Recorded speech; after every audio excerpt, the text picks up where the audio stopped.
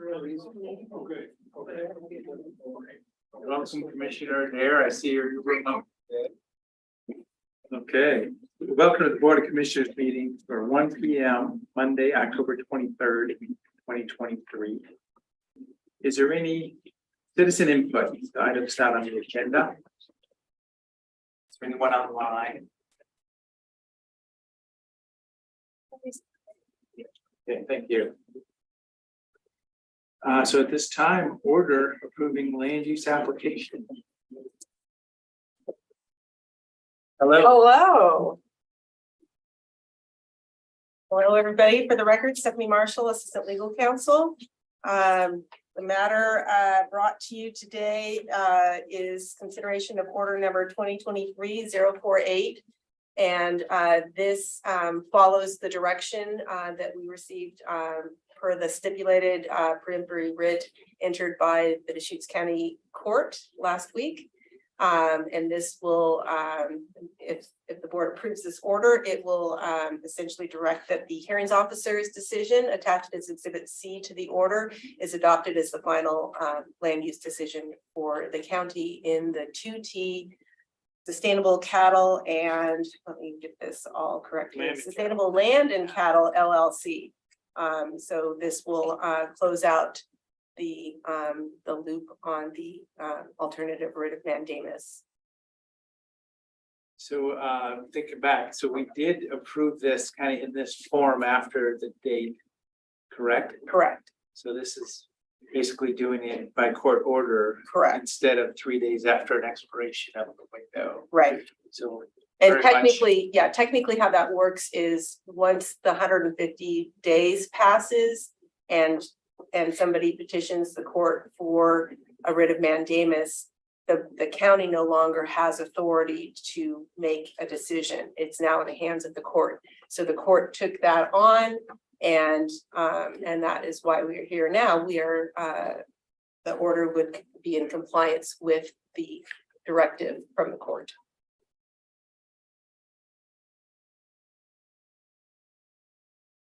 Did we actually vote on an approval, or did we vote to deny an appeal?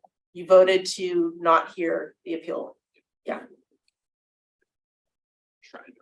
Which is kind of the same. Which was outcome, hearings after, officer yeah. decision, same kind of decision. Yes, But yes. That's fine, yeah. but just to clarify what we did a yes. couple weeks ago. Okay, so as I say, interesting legal situation here, but that's fine. Is there a motion or any other questions? I'll move approval of board signature of order number 2023-048. Approving land use applications of 2T Sustainable Land and Cattle Holdings LLC in compliance with the stipulated peremptory writ of mandamus and order of dismissal. And I will happily second that motion. Okay, so it's been moved in second. Any other discussion? Seeing that, Commissioner Chang, Yes. Commissioner Dare, Yes, the chair will vote yes. So there we go. Okay, thank you. Thank you. Yeah. Item number 2, update on the proposal for a roundabout art, I'm sorry, the art and not a new roundabout, but the art for it. That's Riley Cook Avenue. Thank you for joining us. Hi, thank you. So we heard about this a few months ago or a year ago, maybe, whenever it was. Yeah, so Introduction. my name is Lauren Kramer, and I just recently formed a grassroots foundation called Tomo Community Foundation. We are in the process of getting our 501c3. It's almost finalized. We have one more set of questions to off to the attorney, and we should be good to go soon. We have verbal donations for this project. But since April, when the first group came with the concept, there was other stakeholders at that time, which I then got involved, and we went through the process of having a community vote. It was for 5 days, 20 hours. A lot of Tumalo residents got involved with 4 different concepts from the community of Tumalo. These 4 different concepts were artists from Tumalo. And so going through the process, I have here Nathan, who is, Hello, Nathan. Nathan Wismer. And then, yeah, Chris Doty's online also, just acknowledging. Hello. Hello. Yeah. I'm so impressed with all of the work they've done. It's amazing how quick it came through. And so I have here in front of you the proposal that was asked at the last meeting to come up with a maintenance plan and funding. So I have that there, and if there's any questions, let me know. But Nathan is who the community voted on, and you can see his concept there. It's great. And so I'll pass on over to Nathan. Yeah, so that's, go ahead. So yeah, just taking this half a step back. So it sounds like there was different opinions a little bit in the community because it was different stakeholders, and it was gonna be irrigation pipe and some farming equipment in this mound, correct? Correct. So yeah, it's changed kind of direction. Yeah, so what happened was that. And I'd love to hear about it, but I'm just backing up a little. Yeah, That concept was considered alongside others, right? that is correct. Yes, that is one of the 4 concepts Mhm, that okay. the community had in front of them to choose from, and they were all concepts that represented Tumalo. So that was definitely considered. It was, and with this one has no wood. It's all, well, I'll let Nathan Yeah, so talk about it. I was just kind of trying to understand, is the community kind of settled and moving forward now, or are there some unhappy people out there? I So feel like they're not- everyone's, they're not at the table. If they are, I don't know. Oh, Talking no. about the amount of votes. oh, Well, yeah, I don't know. I mean, yeah, it could there's. get interesting, small community stuff like There's, this. yeah, over 200 votes that came in. I have the spreadsheet and I can share that with you too. And I went through and I made sure that they were all Tumalo residents because that was one of the things that was Yeah. a factor of the voting process. And it was 1 vote per household, and I made sure of that. It took a little bit to go through, but yes, so the 2 people that had originally came to it with the concept, they are completely fine. One of them is out of town right now, but is actually going to be helping with the process. So we are all working together and everybody's Yeah, so happy. that's kind of the question of the day. Yeah. Making sure we're not setting ourselves up for, Uh, that's not the one I wanted, or, yeah, we'll see. Yeah. Well, yeah, obviously, other people had their favorite, but I mean, of the 200 votes, how many? This was the winning, Right. the winning concept, and what was the vote spread between? So there's, I wish I had that in front of me. I would say there's probably 30% lower was the next concept. They were all great concepts, and there's more roundabouts, so it doesn't mean that they'll never have an option to have their work done somewhere else. Great. Well, with that, Nathan, welcome for joining us Yeah, here. thanks. Probably the next step, and Chris will help with this. It's all about getting it up and then maintaining it, fixing it if it gets Yeah, knocked down so or something. this is the stuff I do for a living, so Yeah, it's okay. no stranger. The concept is basically that is the concept. Some of those plants in there obviously aren't native, but it's just for visual only. And so we have our setbacks. And I have a contact with ODOT's running the project, and she's giving me contacts for our traffic plan and what they're gonna wanna use. And then our setbacks for where the art can and can't be, where the plants can be inside some of that setback. Basically, yeah, it's all gonna be steel, it's all core 10, so it rusts on the outside and then it maintains its structural integrity. We don't have to worry about it degrading over That's what they time. said about the Aloha Stadium. Did you ever hear that? Mhm. In Hawaii, Everybody said oh, that it's about gonna the rust Metrodome. once and then it'll be fine. Oh, yeah. And now they're decommissioning the whole thing. I thought you were gonna say the Metrodome in a minute. No, I just. Well, This is for drier, people to say. drier here than it. Yeah, Yeah. not the ocean breezes. salt, salt's key. Yeah, so basically I have a meeting tomorrow with an engineering firm for plans, and it's gonna be fairly simple because it's smaller structures minus the windmill. Just gonna be plans for the connection points, hardware, depth of the footings. And then how the windmill is gonna be built, and we'll have that all approved, and then that'll be sent off to ODOT as well for final approval and placement of the art. I'm hoping to have everything installed like early spring, mid spring. The weather vane, it's not gonna swivel. No, it can't move. Is what I previously had read, nothing, there can't be any moving parts, I believe, Interesting. but Chris may know more, I don't know. It'd be nice, but it also. So, yeah, no moving parts, Chris, is that? Chris. There you go. Yeah, I believe that's one of the ODOT stipulations is to not do anything that's going to attract the visual to detract people from paying attention as they're trying to get through the roundabout. Now we know. Yep. So when I see the fish, it looks like a simple round post or something. Is that? Yeah, it'll just be on a steel rod. We haven't determined the size of anything yet, because we're gonna go and get the space and see what's gonna be appropriate for that area. But yeah, it'll be, How big are the fish? They look again, like- we have to go now, Proportion wise, it looks like, like that maybe, okay. different sizes, Yeah. but nothing big. The biggest thing will probably be more life size deer and horses. But again, I'll be welded to some kind of bracket system and then adhered to the concrete footing. Tamper-proof So hardware. basically the design on the fly with What's that? I'm sorry. design on the fly with ODOT approval for the foundation and that. Yep, yeah, so we'll submit our final plans to them and then they'll say either yay or nay or make suggestions on where to move certain items. Great. I think it's beautiful design. Yeah, Where thanks. the thank you. Well, I thought everything, the windmill represents old time irrigation because we're an irrigation district, not a town.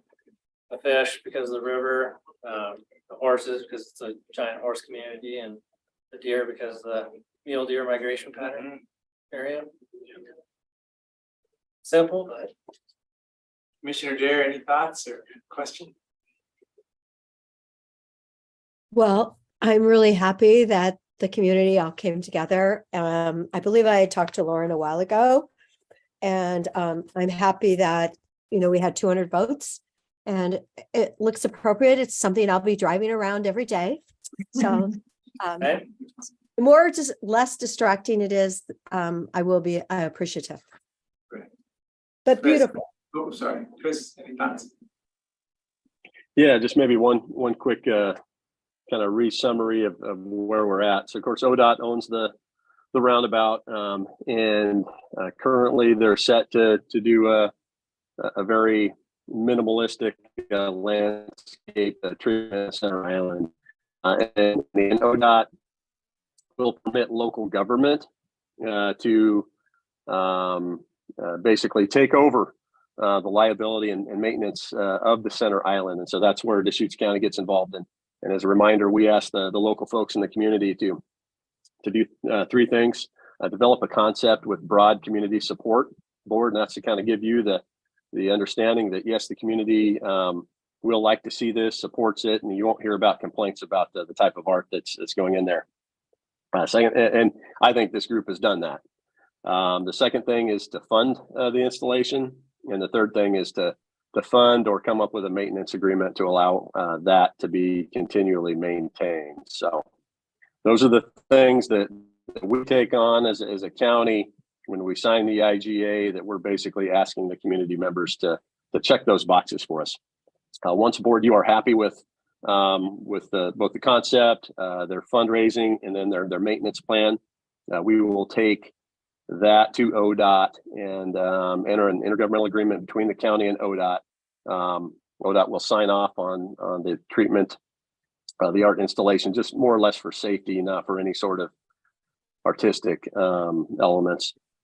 And then at that point, the county owns the liability, owns the, ultimately will own what gets placed there. And of course, we're transferring that with the IGA. And then they'll go to construction, and that'll be another permit process with ODOT to actually get out there and do the installation. We will again hold that permit, but that's something we can work with Nathan and his team as that's being installed. So yeah, we are through, I think, the hardest part, picking what to do, and Lauren and folks have done a great job. The funding piece and the maintenance plan sounds like that's well underway as well. So I expect this to be something that will probably come back to the board hopefully by the end of the year. And that's right, Lauren? Yes. Okay, awesome.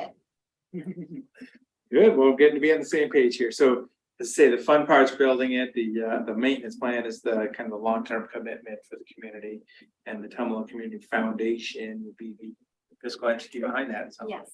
And the maintenance that I put down, based on the material used, it's not there's not much maintenance involved. So there'll be 2 times a year, one in the spring and one in the fall, to just go through and make sure everything looks good, the weeds are picked, plants are planted if needed, and bolts are all on tight.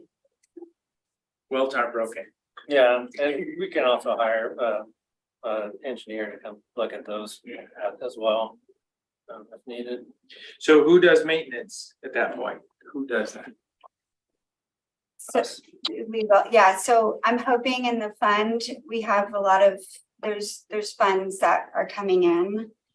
So this will be, I included the amount it will take per time, per maintenance period, 2,000. It might be more, it might be less, but with the foundation, there'll be funds to pay for the maintenance and a water truck if needed, just to establish plants in the beginning. You'll set up like an endowment or something to address the long-term maintenance. Yes, it'll go through the Tumalo Community Foundation. Yeah. And is your goal to kind of gather all the money up front that is gonna need to be there for maintenance over the long term, or kind of as time goes on, do additional fundraising? There's going to be an annual fundraiser called Tumalo Giving. And so that'll be one of the items that people can donate towards through the foundation. But in the first initial 2 years, there'll be enough funds to get through. And then, but we'll have the annual fundraiser for this item and some others in the community. And just curious about the foundation. It sounds like the foundation will be responsible for that event, that fundraising event. Yes. And so you have other projects besides this roundabout part that you're interested in supporting, or? So this is the reason we started the foundation, but that the goal is to have a foundation for the community to come together, have board meetings to see maybe what other things in the community are needed at that time. Yeah. Maybe support the local 4-H club, just I'm hoping it will evolve into something that the community can really take advantage of. Yeah, it's a great idea. Every community needs. So what if we don't have a community foundation 3 or 5 years from now? I'm just, what if? What does that look like, Chris? If it's Deschutes County on the hook for the maintenance proper, and what kind of overhead is that? Yeah, that's once we sign the IGA, we are basically agreeing to do that. And again, our condition of doing that, board, is predicated on your comfort level with Lauren and her group to gather funds, gather that community support to continue it in reasonable perpetuity. Otherwise, it comes back to the county. Yeah, so just acknowledge it. I mean, just in case. And hopefully it's, low maintenance, a natural water irrigation, natural That was my big thing vegetation. when there was other stakeholders involved, interested in submitting something. That was one of the main things that the longevity and low maintenance. And so they were pretty much all low maintenance. This one is the lowest maintenance. Is there power out there? Is there any lighted involved? I don't know. I know there's no water, but I haven't asked about power, but it wasn't something necessary. Is anything ever powered in the middle of roundabout? Yeah, Chris? my understanding is ODOT won't allow illumination or power. Okay. No, That's- no lighting within the install. Okay. And certainly no water. Yeah. Chris, how many roundabouts are set up like this, basically organizationally at this point? Yeah. You know, that essentially the county is Yes. the responsible entity, the backup responsible entity. So, I mean, this would be our first as far as the county being, signing the agreement with ODOT. There's other examples though here locally. The one in Sisters is City of Sisters, I believe, or some other type of foundation. And then in Crook County, the Milliken roundabout Highway 126, City of Prineville has signed that agreement. Right. In the Deschutes County system, Sun River comes to mind. That roundabout is, and that installation is maintained by Sun River Resort. And that has a waterfall, and it's quite elaborate. Yeah. Yeah, Oh, it does But that's have- ours. that's moving. Yeah, Yeah, yeah, It's not on, That's, it's not on a state highway though. that's correct. Yeah. ends up being an ice sculpture in the winter too. Interesting. Well, I mean, I would imagine, Ward Hamby, we have other roundabouts in the works on, within the state highway system. So, so we're, with this project, we're sort of kind of setting the template for probably future art installations as well. Yeah, potentially, I think that for one, I mean, ODOT actually does, an okay job of with landscaping to make it look nice enough. The Ward Hamby one's a good example, as kind of was this modeled after what's designed here. Just some natural kind of that rock swirl pattern and some boulders out there, nothing planted. But you don't have it's not in the middle of an unincorporated community out there. There's no entity, no community that's going to rally around that. This one was kind of not unanticipated at all. I absolutely thought for sure Tumalo was going to want to see something for their community, and folks would come forward with this. I mean, we already have those treatments coming into Tumalo that were privately donated and constructed on both sides of the state highway. So I would say I would be surprised if there would be other locations on the state highway of a county road like Old Bend Redmond, where we would have where a group could check the 3 boxes that we're asking this group to check. Do a nice presentation that's well supported, fund it, and then fund it, maintenance moving forward. So, but ODOT is doing a pretty decent job of that minimal landscape, but it certainly, doesn't, community message. It's a nice template. Tumalo, I mean, what you see from this community is pretty unique. Everyone's kind of showing up and coming in with their thoughts and wanting to see something. Lauren wasn't, the one that brought this to you originally. That was others. And so, but ultimately the momentum of herself and her group, really got everyone on board. Wonderful. So this is a kind of a presentation from stakeholders at this point, update to the board. Congratulations, come down to a very specific installation. Thank you. The roundabouts are opening up now, right? So that's interesting to see how that happened. Yes, thank you so much. Thank you for enriching our community. Thanks. Any thoughts, Commissioner Derrick?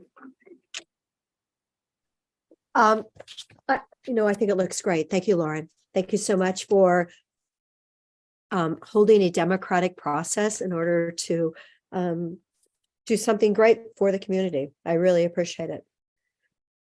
Yeah, So next we'll be signing an IGA, but that's the future time. Great. Thank you. Thank you. Thank you. Great update. Forward to seeing the fish and the So do I. horses and the windmill and everything else go up. Okay. Item number 3, treasury report.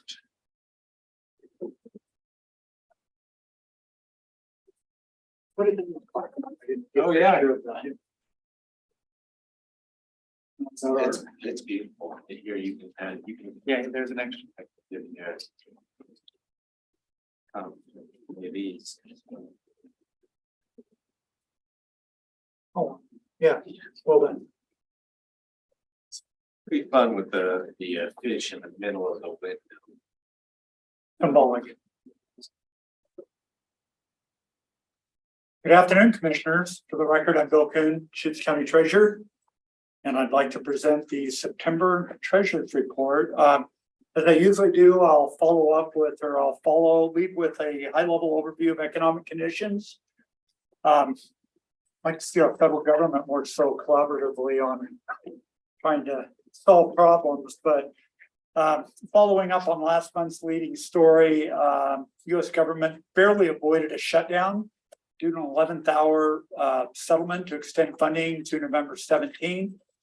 This issue does remain tenuous due to challenges with the Republican majority in the House, which finds itself leaderless right now. I think I saw something this morning where they've got, I think, a dozen candidates now for Speaker. And without leadership and clear direction from Congress, arriving at a longer term financial solution remains challenging. So again, budget was extended, or financing was extended through November 17th. And so that's kind of the next date to follow on as far as potential shutdown. Monetary market conditions remain complicated due to higher interest rates, sticky inflation, international conflict on several fronts, and financial market volatility. Domestic spending remains robust in the midst of a very tight labor market, which is continuing to stay tight, suggesting that the base policy rate may need to rise further and stay restrictive for some time to allow inflation to return to Fed policy levels. Fed policymakers appear divided right now on whether additional tightening is required during the near term, probably over the next 60 to 90 days. I think the target right now is to have much clearer direction by the end of the year on what that interest rate environment looks like, but obviously a little choppy in between now and then.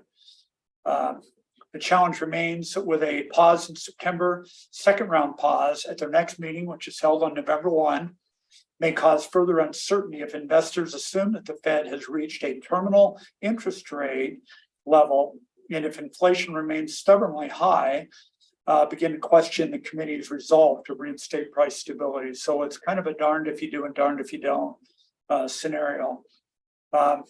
I was reading last week, JP Morgan CEO Jamie Dimon testified and recently sounded the alarm on a series of headwinds in global markets.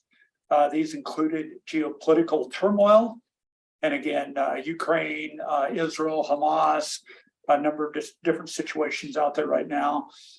The Fed's quantitative tightening and soaring debt levels. QT occurs when the Fed reduces liquidity by not reinvesting proceeds from matured assets back into its portfolio. So basically removing funds from the money supply. And that bodes poorly as regulators impose additional capital requirements on banks. And with continued turmoil in the Ukraine and Israel, these conflicts will continue to add pressure on energy and food markets, global trade, and international tensions.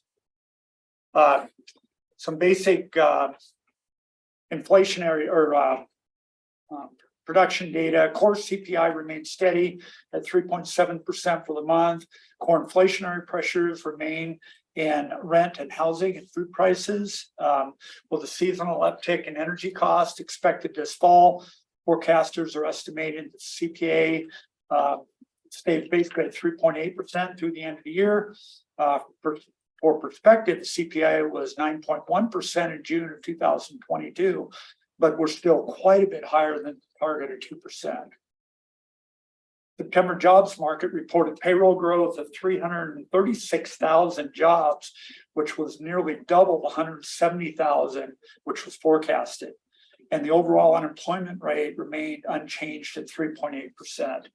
So again, full employment, and they're not seeing the CPI decline sufficiently to meet their standards. Supporting the resiliency of the economy, September PPI rose 0.5 point for the month. Nationally, monthly housing data is mixed. While September housing starts rose 7% to 1.36 million, they fell 0.7%. They fell 7.2% from a year ago. Building permits were at 1.473 million adjusted annually, which is down 4.4% from August. So nationally, we're still seeing a decline in building permits, which reduces the amount of inventory available for sale. With continued upward pressure on long-term rates, the average 30-year mortgage rate last week rose to 7.57%, which was up from 7.31% last month, which would have been in August, matching the highest rate since 2001. And this is causing a dampening in both sales and refinancing activity nationwide. At a regional level, the September Beacon report showed Bend's area median sales price rose slightly to $750,000 for the month. Median sales price continued to be impacted by higher end $1 million plus home sales. Guys.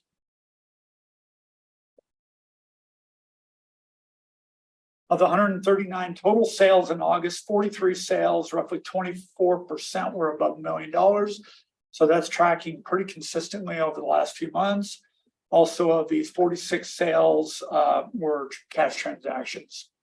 So again, high number of sales that are above the $1 million threshold, and quite a few of those sales are actually cash transactions as well. There's a 2-month supply of homes currently listed with only 17 days listing for sold properties.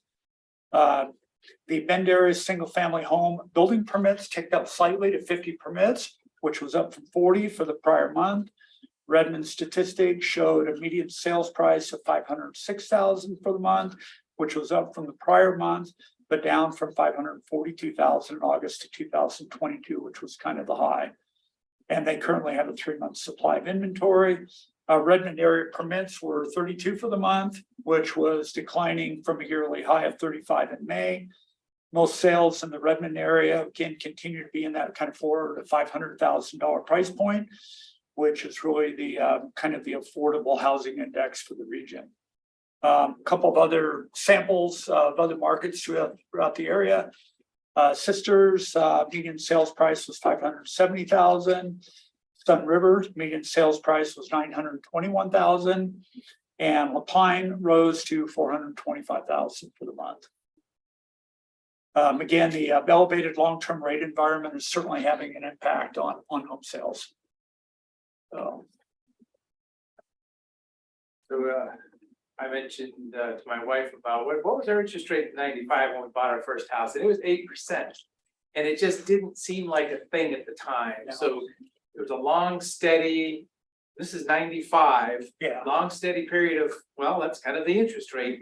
And then it went way down, and now it's working its way back up. So as I say, maybe I don't know, it just didn't even matter when we were a young couple. We were like, well, we're gonna buy a house. Didn't matter what the rate was. So It's interesting. challenging because of 30 years ago. rates have ticked up, but the average mortgage balance has ticked up tremendously. Because with the Yeah. accelerated price of these homes. It was a little house in a cottage Yeah. for like 225, and way up. It's more than double now. Sure. Yeah, absolutely. But it's certainly challenging. I don't see immediate relief on the horizon because of that kind of long-term interest rate forecast. We don't see long-term rates coming back really anytime soon on the mortgage But side. yeah, it's those high costs and the interest rates. Yeah, It's it's double way out whammy. there. Yeah, increased interest rate and then also the amount that individuals financing on the mortgage. I'll go ahead and move into the September treasurer's report. For the month of September, again, month end. Portfolio balance was 248.9 million for the month, which was a decrease of 7.3 million from August and a decrease of 16.2 million year over year. Net interest earnings were 508,000 for the month, which was 16,000 more than last month and 267,000 higher than a year ago, which is obviously reflective of the higher rate environment and also the portfolio balance. All portfolio category balances are well within policy guidelines. The LGIP rate was increased to 4.8% in September. And then we were notified recently that the Oregon Treasury increased the rate again to 5%, which occurred on October 16th. The average portfolio yield was 2.60, which continues to increase over the prior month. And we continue to calculate that rate on a weighted average basis. The portfolio has a weighted average time to maturity now of only 1.05 years, which is slightly shorter than the prior month. This is a function of the greater balances kept in short-term funds, including both our bank balances and LGIP funding. And the short portfolio duration obviously gives the county some flexibility in this period of rate volatility. We do expect to see a lengthening of the maturity duration once we get into our seasonal investing cycle, which will occur in late October, early November. So we'll have an opportunity to basically take advantage of some of these much more attractive long-term rates when we see the influx from tax receipts coming back into the county, starting in late October and all the way into November, December. So, Which is next week. yeah, it's here. Yeah, I heard over the weekend, we actually had 2 million in tax collections that occurred over the weekend online. Yeah, Yeah, so bills people are that are available. traveling out of Yeah. town, they want to make their tax payment before they leave and So yeah, the so bills we're are starting to public. see some funds coming in. How do, what kind of investment income assumptions do we use for budgeting purposes? Funny you asked that. We actually, I just received email, Robert and I both did from our budget committee, kind of pre-planning for 2024 budget cycle. And I'm working on those numbers right now. I haven't had a chance to chat with Robert about my assumptions, but basically what I'm doing, at least on the short term, is looking at the Treasury yield curve, which is a good indicator of what the LGIP rate will pay and also what our bank relationship will pay out as well. So really kind of taking a look at maybe 18 months out on that curve and determining what that rate forecast looks like. Not perfect, but that's basically what the, what the experts are utilizing in their forecasting as well. So that's a shorter term rate forecast. Longer term, obviously we have to assume that over the next probably 6 months or so that we're going to be in an elevated rate environment, longer term out to maybe 3 years on maturities. And so I think we can make some basic assumptions around what that rate yield is going to look like over that time period. So, but we are starting those discussions right now. And then, it's very helpful to understand. And then what does that look like when we get to budget season in terms of the numbers that are in front of us? I mean, that the budget committee is considering. Well, the rate So assumptions. whatever assumptions we have about investment income are just built into the amount They of are, money, they're built into the built model. into the amount of money that we have to work with. Exactly. Yeah, that's exactly what we'll do is we'll take those assumptions and we'll build out a budget model for the next fiscal year and especially on earnings. So we're making assumptions regarding our investment balance on a monthly basis and then what that rate on a blended basis will be for that period. So a lot of it is based on our existing portfolio and then plus what we're able to reinvest new tax receipts at. I'm guessing it'll also, that good news about investment income, that's going to show up in our budgeting is going to be canceled out by all sorts of assumptions about cost escalation. Inflation, inflationary pressures. You're absolutely Will right. also be So, yeah, and that's Okay. something that we're continuing to deal with, and I know Robert and his team spend an awful lot of time on looking at actual expenses versus forecasting. So. Any other questions on any of that?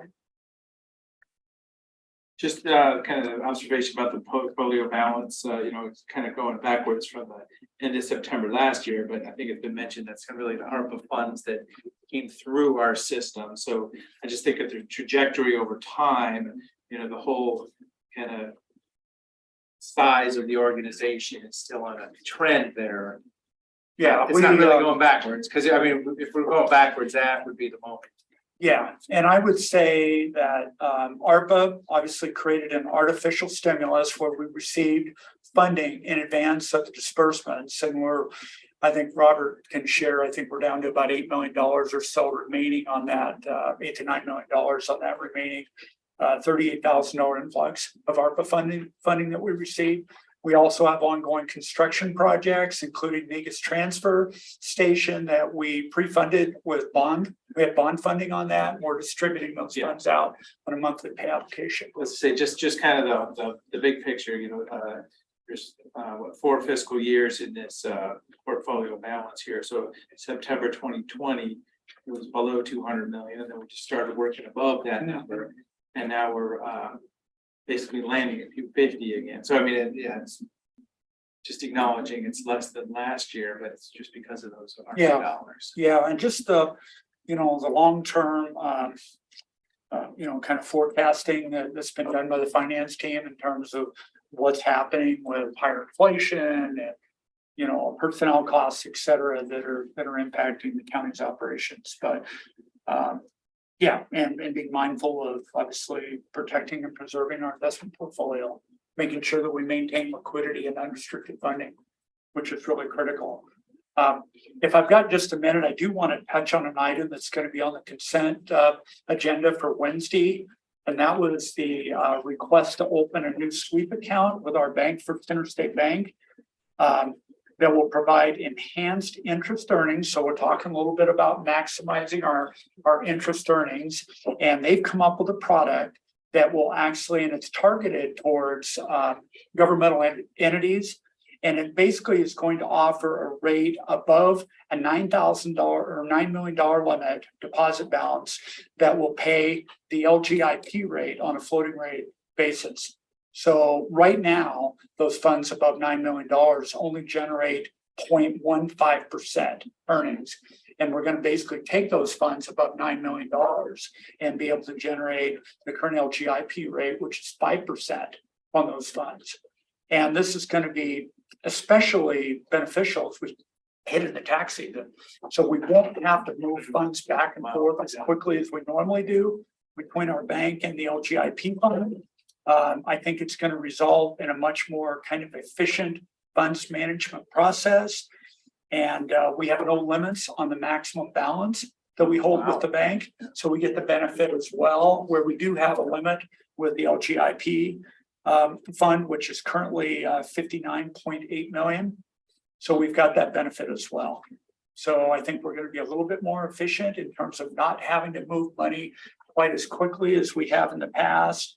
And then also all these funds will be fully insured under the public funds collateralization program.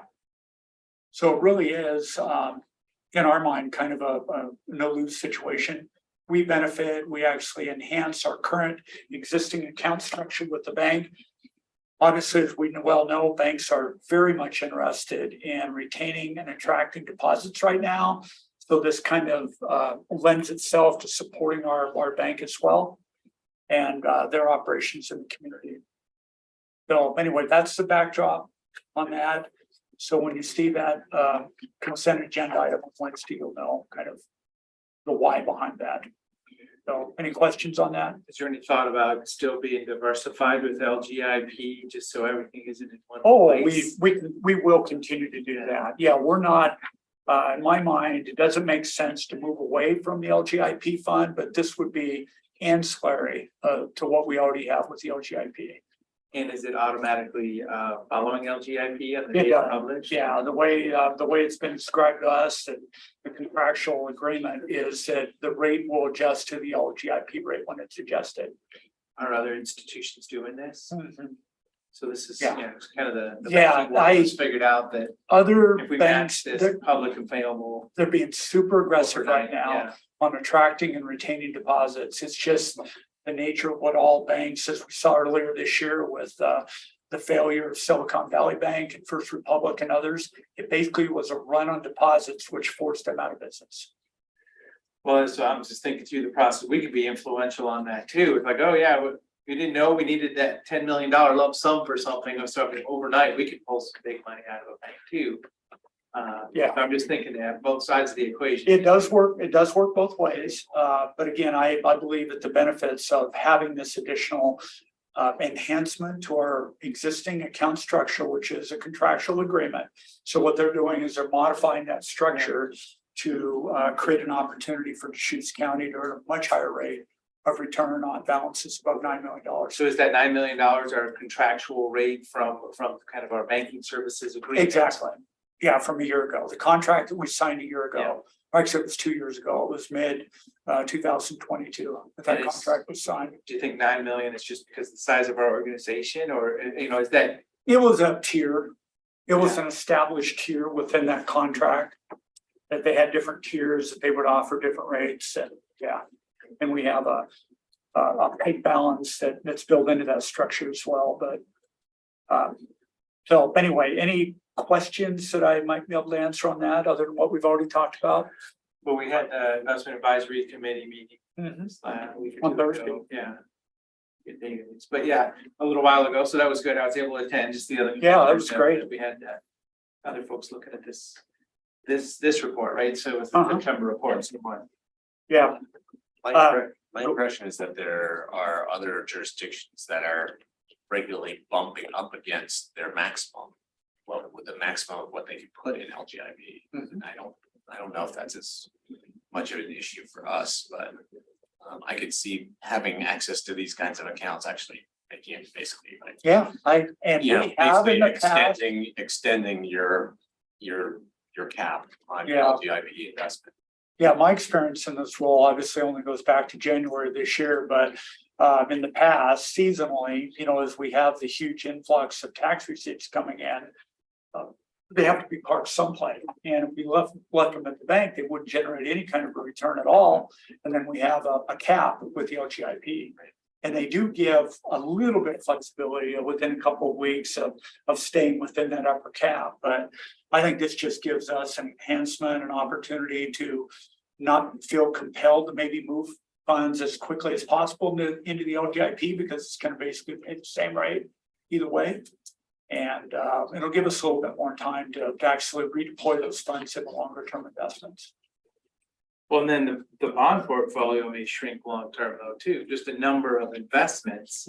Because if you can park some money here, park money here at that daily rate. Yeah, the challenge is that rate does fluctuate. It's tied to short-term market rate conditions. And so we don't want to remain complacent and assume that the rate environment that we're in right now is going to be the one that we're in 18 to 24 months from now. So that's part of the investment philosophy that we have. And Commissioner DeBonne, we talked about that on Thursday, about having a good balance between short-term flexibility and long-term investment earnings where we're capturing the longer end of the yield curve. Yeah, so I'm just thinking, as I say, just a high level observation, but just the total number of investments probably still will be a little bit lower with this tool. I'm saying with this. Sweep account. Actually be on the near term because it's a great rate on the short end of the curve. Treasury rates are strong right now, as you can imagine. They're paying, mid 5.5s right now on some short-term treasuries. And so anyway, it's just it's a balancing act between not going out too long and not having short-term flexibility, but also making sure that we capture as much of that longer-term yield as we can right now. So, Commissioner Dare, any thoughts?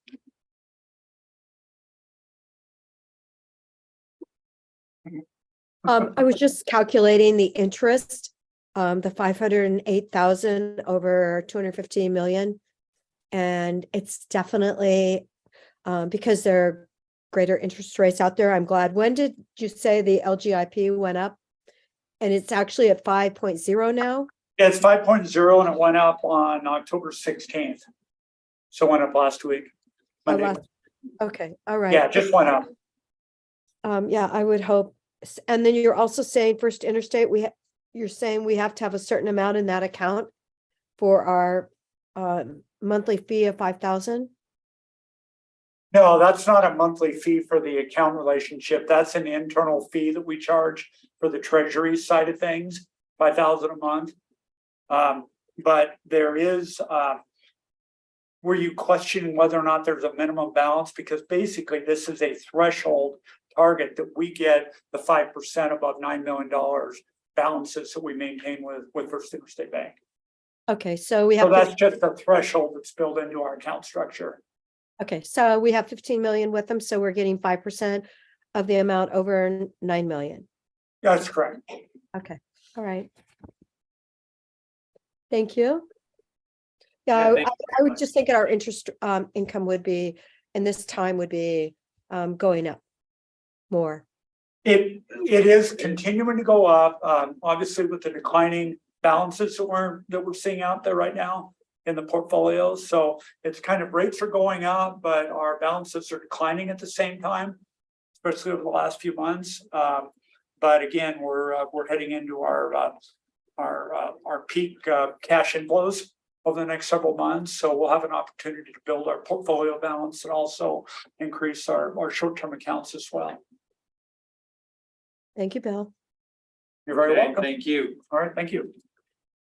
Thank you. The next is finance report, Robert. Thank you for joining us.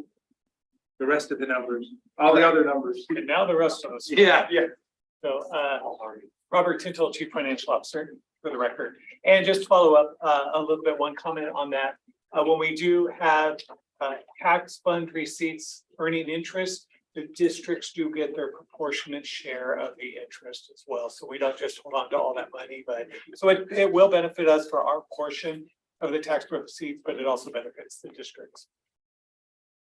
So this afternoon, I'm going to give a finance update, not just a financial report update, because we have a few topics out there that I just want to make sure the board is aware about what's going on with some of the major financial issues that we have.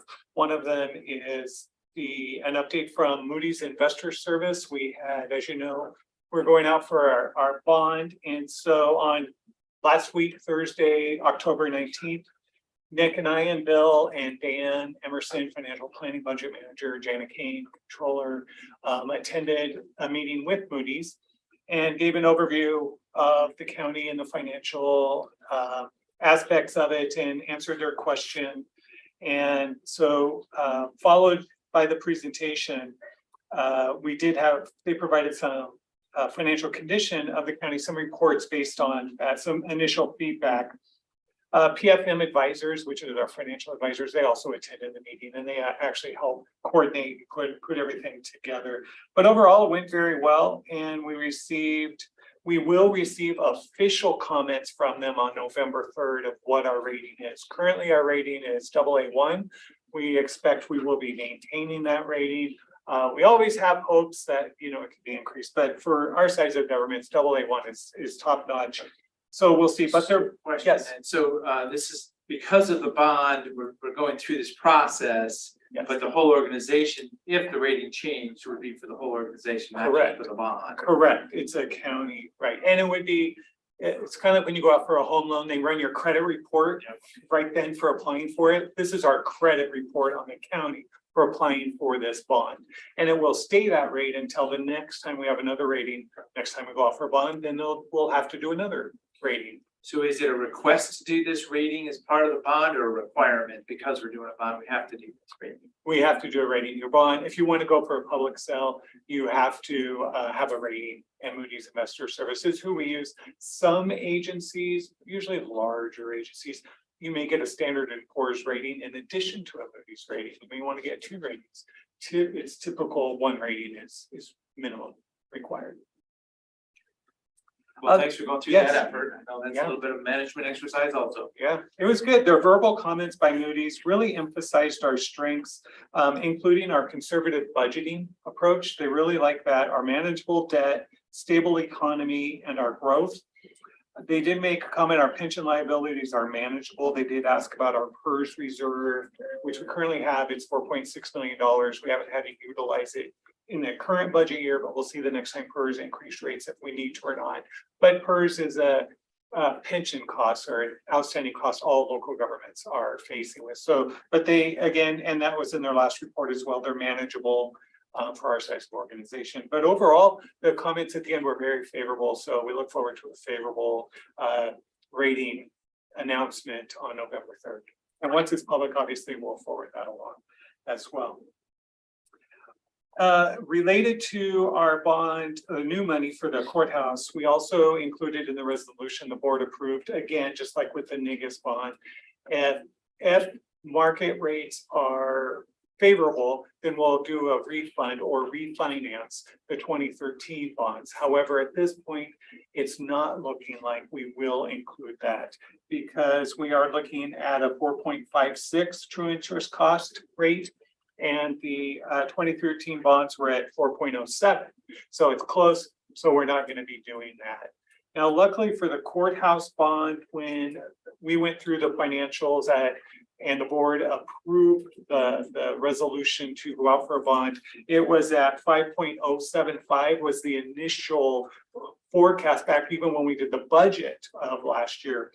And so now, while we were hoping to be closer to 4, when it was approved, it will be about 4.56. Of course, markets can change again, but this is what it's looking like. However, the good news is at 4.56, that puts us in that range of 1.6 million per year for debt service costs. And that's what we have in our long-term forecast as well. So it is right what we budgeted for the 20-year projection period. So there's some bad news, good news, all over the one in that conversation.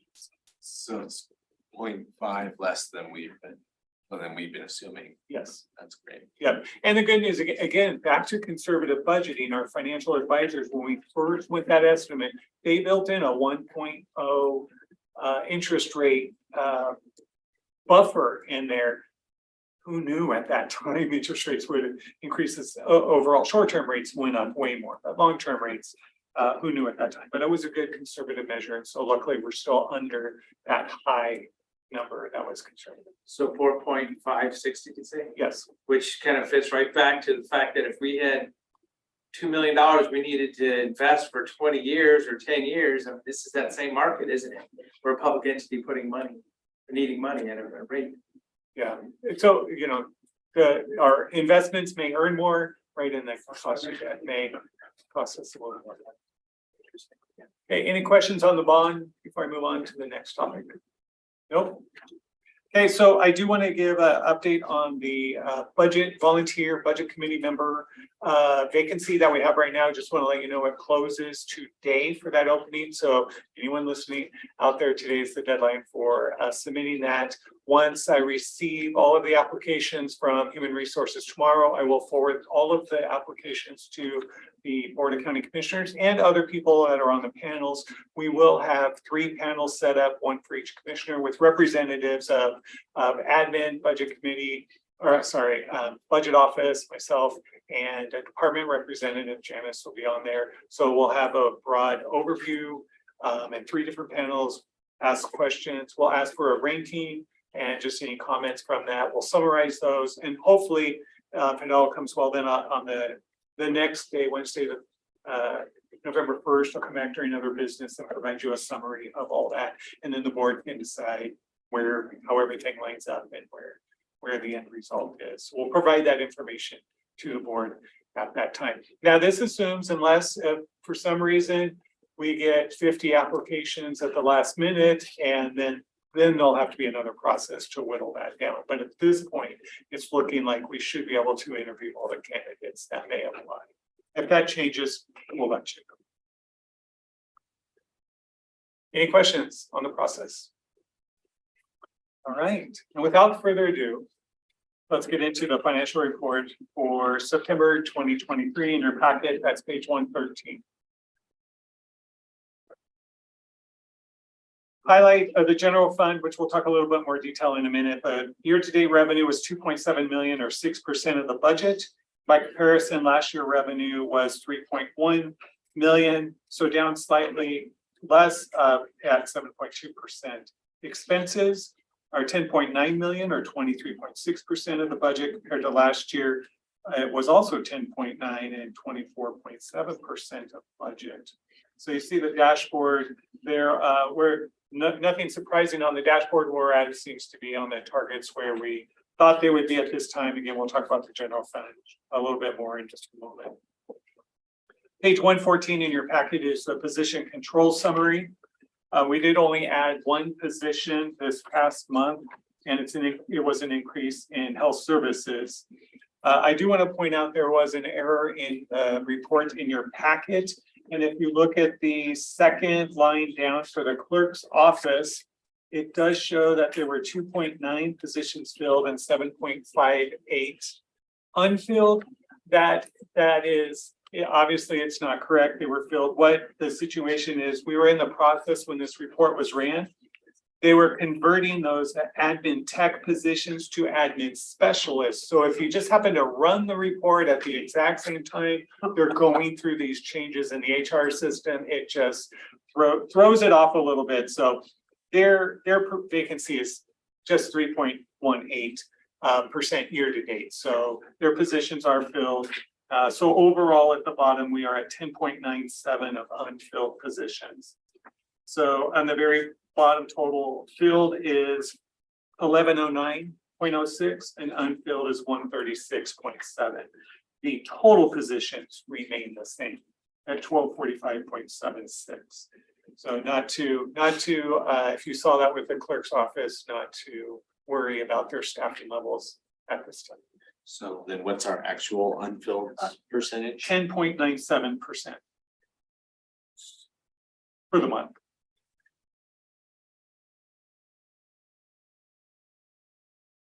Okay, page 115 in your packet, the overall resources. Again, just want to point out we are 25% through the fiscal year, the first quarter. And so you would expect that's where we'd be on revenues and expenditures. Highlighting, we'll talk about the general fund, sheriff's office, 911. Obviously, they receive tax receipts, so you see that's why they're only at 6%. First couple lines under resources. Overall, our resources are 23% to date. And on the next page, you'll see our expenditures are 18% to date. So our revenues are still higher than our expenditures at this point in time. And we do expect by the end of the year, again, this is page 116 in your packet. At this point, all the departments, all the funds are expecting will be at 98% in our expenditures, not at 100% this time. Ending fund balance on page 118. This is where we still expect to be in a positive state from where we budgeted. Ending fund balance projections by the end of the year, $191 million, 106%. And those are all funds combined. And we'll go through some of the individual funds, page 119 in your packet, the general fund. And as mentioned, we are just now in the beginning of tax season, but this report is unaudited, is as of September 30th. We hadn't received any current year property taxes yet. I do want to make known, and maybe you already have received a special envelope in the mail, but tax statements are available online on dial.deschutes.org. And the statements were mailed last week. I know I received mine over the weekend as well. So a lot of people have. And in fact, we've already started to be busy at the window. And as Treasurer Kuhn mentioned as well, we already received money in. So people and mortgage companies are starting to get those payments into us. So that's the good news. My envelope made me feel very special. You did get your statement, and anecdotally, earlier was, I heard what kind of feedback are we getting on the first day already from most people? It's some of the questions are similar. It's again, just anecdotal. An 81-year-old person happened to volunteer that information and said, why am I still paying for schools? I'm 81 years old. You know, so that's just a general question that people aren't as aware of how the system works. And then, but there's been a number of comments about the increase in overall taxes. And it's, as we know, a number of districts added new levies on or increased rates. So it's a combination of many things out there. Now, some good news on assessed value is we did receive the information from the county assessor on the final assessed rates versus what we originally thought when we budgeted, when we prepared the budget for this year, fiscal year 24. Again, back to our conservative budgeting, we budgeted 4.9% increase in the assessed value rate, which then we compute our taxes, where the actual increased value in the assessed value was 5.6%, which is good for us. Now, when we built our budget, we already anticipated the 6 cent levying the full rate, and we also assumed that 4.9 increase, which we assumed about $3 million of an increase. However, since the assessed value was higher than we anticipated, instead of the 3 million increase, it went from 37.4 million. You'll see here in the top line for budget is what we budgeted for the general fund. With the 5.6% increase, it'll go to 38.1 million. So an increase of $735,000 in the general fund from what we budgeted, which that's good news because it will offset some of the increase in costs that we've had, or as we'll talk about in just a few minutes, a decrease in the transient room tax. So that's kind of the high level overview. And of course, all our other districts receive, because the assessed value is higher, they receive a nominal increase as well. But the main thing is, even though the increase in assessed value caused greater revenues, we already anticipated the majority of those increased revenues in our current budget. So as you can see, back to the page, actually 119 for the general fund, our total resources are at 6%, again, because we're just now going to start receiving property tax revenue in October. Our total requirements are at 23%, which is under the 25%, bringing our total fund balance year to date, actuals is 5.7, where we're projecting to be at the end of the year at this point is 13.1 million. And that's once we receive our tax revenues in fully anticipated.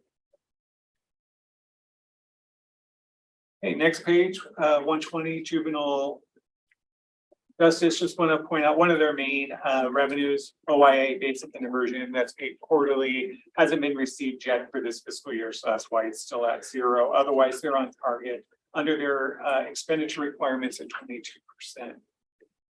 Page 121 for TRT funds. This is where highlighting a couple actuals and budget here. The top line, you'll see room taxes last year, even though, fiscal year 23, we had budgeted 13.5 million, about 13.6. We know the actuals were 12.6 for fiscal year 23, and that's the same number we budgeted for fiscal year 24, essentially at 12.6. So far to date, we received $6 million in.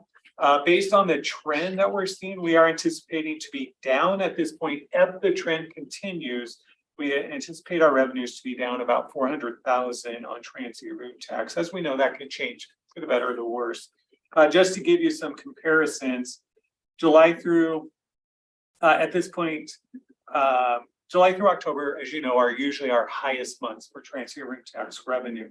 We are down 1.6% from budget. So our budget is down 1.6% this point year to date, which is about 97,000 less than we were projecting for budget. And it's 1.7% down from last fiscal year, 108,000. So those numbers are about the same. However, if we look back to fiscal year 22, we're up 5.3%. Or we're up 300,000 from 2 years ago. So, you know, we can compare all sorts of numbers, but the main thing is for this fiscal year, we are trending just a little bit lower than what we thought as of this point by about $100,000, $97,000. So we are watching this fund. The very bottom total fund balance projection column, the grayed out column to the end, we're projecting again, about 1.5 million at this point. At the end of the year, we'll see what happens. If this does happen, that means because we do have a $2 million commitment, our last payment to Sun River Service District. So we'll be making up $500,000, probably by reducing the transfer of the courthouse debt. What that implies, if that is the case, then the general fund or the general fund reserve will pick up that $500,000 transfer that would be needed for that. So that's how the connect, and that's where, you know, the fees will be. Okay, ARPA Fund 200 on page 122. Just want to point out, first line, local assistance trouble consistency funds. For the actual revenue, you see $4.6 million. That's actually the two payments we received from the Treasury for that 2.3 and 2 payments, but we actually recognize the full revenue in this year now and the expense in the transfers line because we're actually transferring out. We received it, transferring it out. Accounting as far as recognize the revenues when we have the expenditure, not really on a budget basis. I do want to point out again, one of the things we highlighted at the Moody's call just last week, they asked about our federal revenue. They asked about CARES funds, which we received and spent. They asked about our ARPA funds. They also asked about other funds, but we provided more updated numbers compared to September 30th. And we provided them the overview of the county of the board action thus far that we received $38.4 million. We have allocated, so we had spent out $29.5 million, which leaves about $9 million as Treasurer Kuhn reported earlier. So we've fully allocated all the funds and we have about $9 million left remaining. And the categories that were reported, they also asked, well, where did you spend this money? So we did highlight $10 million was allocated to homelessness, about $8 million for affordable housing and housing support projects, $5 million for childcare, about $5 million for public health, $4 million for food assistance, and $3 million for infrastructure, water, sewer, and broadband, and $2.5 million for small business nonprofit assistance. Those were all round numbers I read off. We have exact numbers, but so we just highlighted the need. One of the strong points again for this was the county was in a strong place compared to a lot of local governments who did lose revenue. And so because our transient room tax was up, our other revenues were strong, we were able to dedicate these Send funds it out the to door instead of back. help the community where they needed it most, so. Okay. Fund, page 124 in your packet, Sheriff's Office Fund 255. With them, the first two lines of property tax, so their budget, the first two lines for their countywide law enforcement district 1 and the rural number 2, it's $53 million for their combined. They actually are now estimated to receive 53.2, an increase of 225,000 for them. So the sheriff's office should receive about 225,000 more than what they had budgeted for them. If you look down at the bottom fund balance area, the total fund balance, the first item, sorry, I didn't know if there was a question. Commissioner Dare, did you have something? It was an accident, sorry. Okay, not a problem. Okay, no problem. Under actuals, they ended the year, fiscal year 23 actuals, the first gray shaded column, second column over at $11 million. So when you populate that forward to fiscal year 24 beginning fund balance, it's $11 million. But one thing you notice for budget is $13 million. Just to explain this concept for a minute, when we went through the budget process for fiscal year 24, they anticipated they would carry over $13 million from the previous fiscal year. So that's their beginning resource. Then they added in their revenues. So they thought they would have more resources than what they ended with. So they actually ended the fiscal year with 2 million less than they thought they'd start with.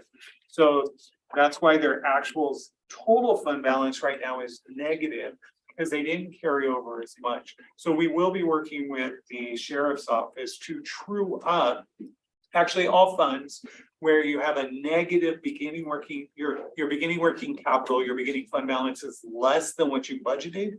We'll be working with those departments to true up their expenditures or reduce their contingency because your resources budgeted have to equal your expenditures. And if you came in with less, you don't have those resources. So you can't fully expend the expenditures if you didn't have the resources. So, and so they'll be in this mode until they start receiving in October or November, their property tax revenue. Just want to point that out. That's probably the fund where it's most, you see this the most. So if assessed value is up, how much of that 2 million will that make up for them? Well, they already, their budget already included 53 million, which is actually more than the 4.9%. So their assessed value increase will only, the difference from what they budgeted will only be approximately 225,000.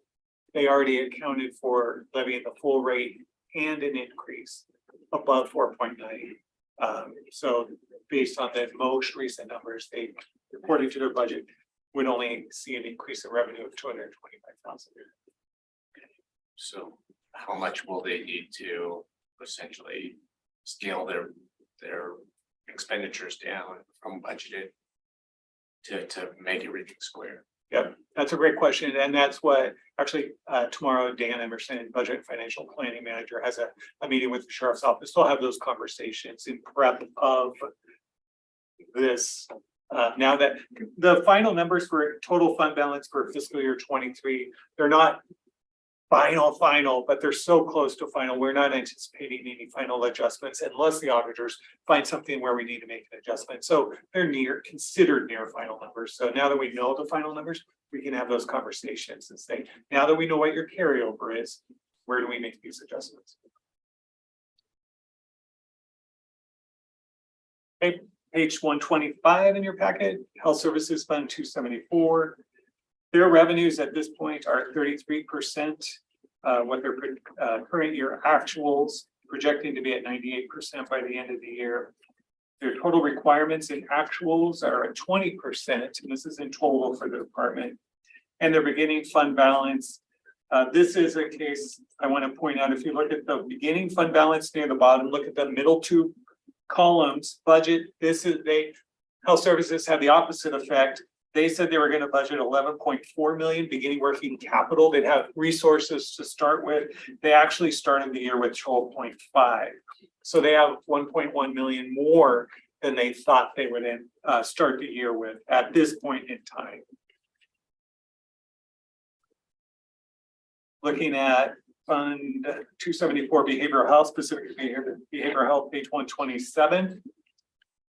They did, this is where a lot of their adjustments come in for their revenues. Their so far year to date total resources are at 37%. And I do want to just make a comment. The asterisk for the A, or the note comment for the A, is up at state grant. It really is it's a total, it should be at the total resources line, move down below that. Footnote really applies to all their revenue sources, not just that particular line. An item to note in their projections for total requirements, the very last column for variance, it has a negative number there, which actually we know can't occur because you can't go over your legal level of authority for appropriation. But what they're saying at this point in time, they are anticipating to spend their full personnel costs and their M&S costs. And because of the increases in the health insurance rates, that's going to cause their personnel expenditures to be higher. They haven't gone for a budget adjustment yet because your expenditures, we know, can't be higher, but that's just as they're projecting out. And as we move further along on the year, they'll see what their actual vacancies are or will be for the health services department, and they'll adjust those as they want. But I just want to point that out because that could look odd at this point in time for their projection. Because normally you would not project more than you have budget authority for, but this will be something we'll be looking at as well. But so far to date, their actuals, very last line, total fund balance in the middle column, they have 14.9 million of total fund balance, kind of the opposite of the sheriff's office in that way. It's, and again, the difference when you have carryover that's negative or carryover that's positive, which helps as well.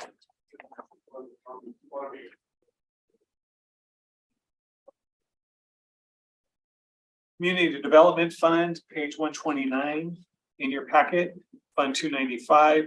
I know you've heard a lot about that. I think you've run the emails as well. As of total resources through September 30th, they received 21% of their revenue in, which is under the 25%. Their projections for year end based on the latest numbers, and this again is through September, they project to be their revenue at 8.3 million or down about 2.1 million from their budget. While their expenditures, their requirements, they are making adjustments in their personnel projections due to unfilled positions, due positions that were reduced and layoff costs. So they are expecting a savings of $932,000 in that requirements category.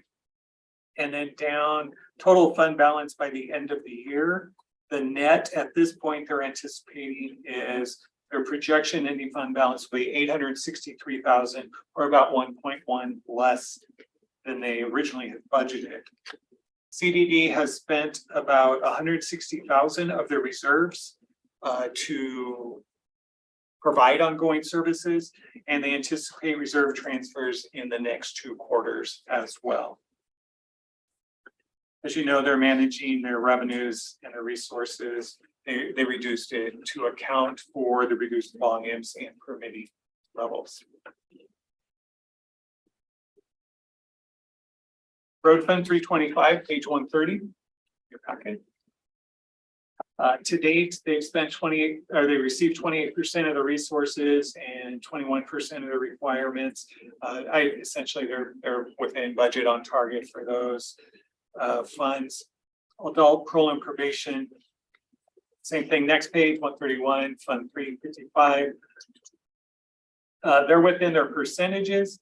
Total fund balance, just want to point out they're anticipating so far to date, the actuals is higher than budget. By the end of the year, they do anticipate to be 755,000 over their projections so far.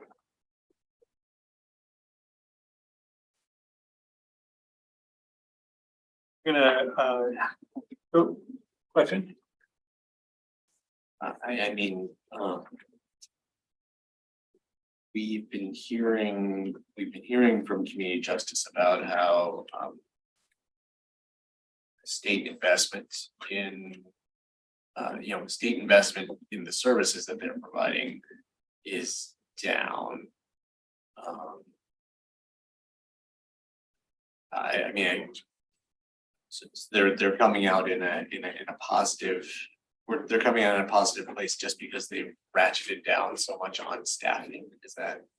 Yeah, to your point, if you do just compare the budget columns from fiscal year 23 to fiscal year 24 and resources, you're correct. You can see the resources budget went from 6.1 to 5.5, that decreased. And if you looked at their expenditures, the budget columns from last year to this year, it's 7.5 to 7.5 stayed the same. But this year with their projections, it's their personnel services savings of 700,000, over 700,000 that they're anticipating. And essentially that's the variance as well. So as they budgeted less revenues and they're now projecting less expenditures, even with budgeting the expenditures at the same amount from the year prior.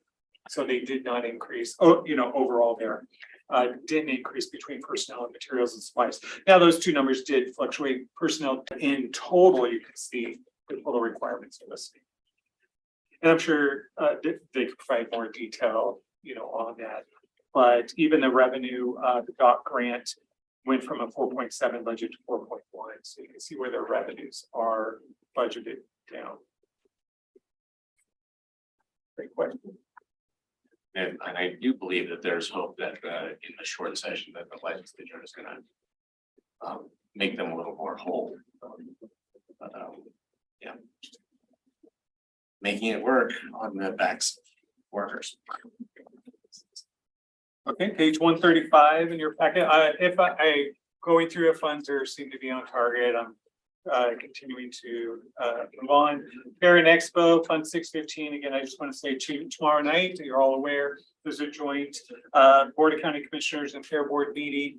And at 5:30, the financials is one of the agenda items in here, all about the fairs. So you'll hear all about that. But overall, their Fund 615, you can see on the very bottom, fund balance is positive and higher than anticipated.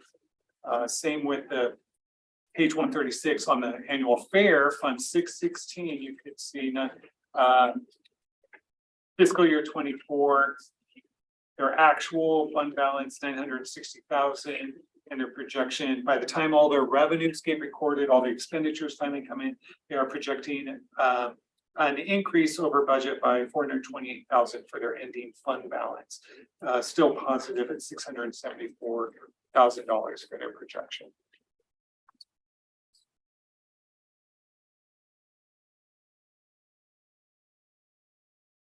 Going forward a few pages to 141 in your packet, Fund 670 risk management.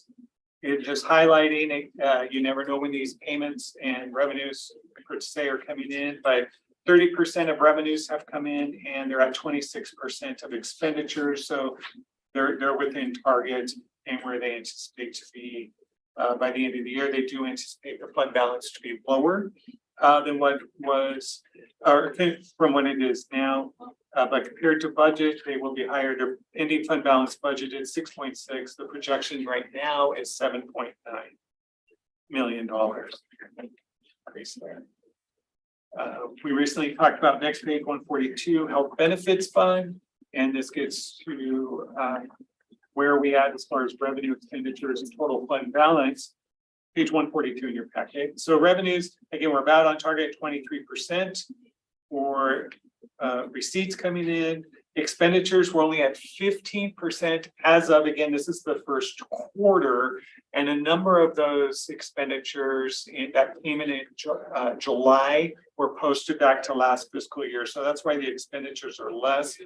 But so our total fund balance as of September 30th is $8.2 million.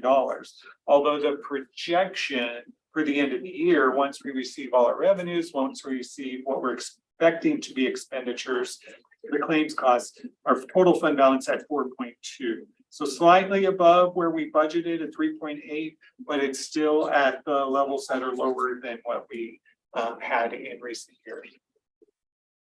And again, that's another fund that we monitor. We are really monitoring and watching on a regular basis.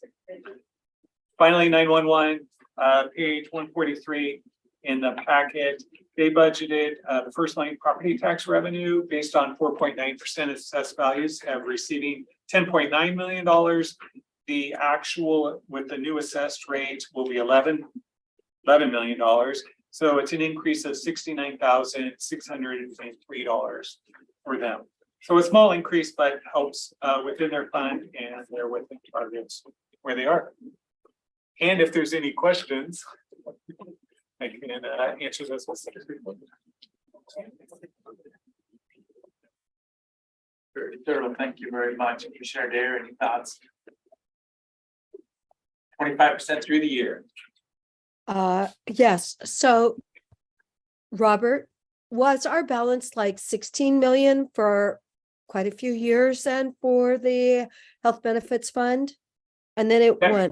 went down to, what are we saying? It went down to last year approximately maybe, well, it's still at, the budget was 3.8 million, but now we don't know yet what that final number will be, the actual. When will we know? How many days do we have to wait? This number is, we can consider near final. It's not 100% final, but it's near. You will see the fiscal year 23 number of 6.107, which is slightly different than the actuals in fiscal year 24 is 6.133. That usually those numbers are the same, but it's a slight difference because there was a slight $30,000 adjustment another bill that came in that we accrued back. So that number will be it'll be final by the next report, it should be final. But it's near final at this point. So about 6.1, about 6 million is where we ended up last year. And we're anticipating to be about 4.3 at the end of this year. So we were almost at 12 million the year before, and now we're going to be down to 6 million. Yes. Okay. All right. Thank you so much.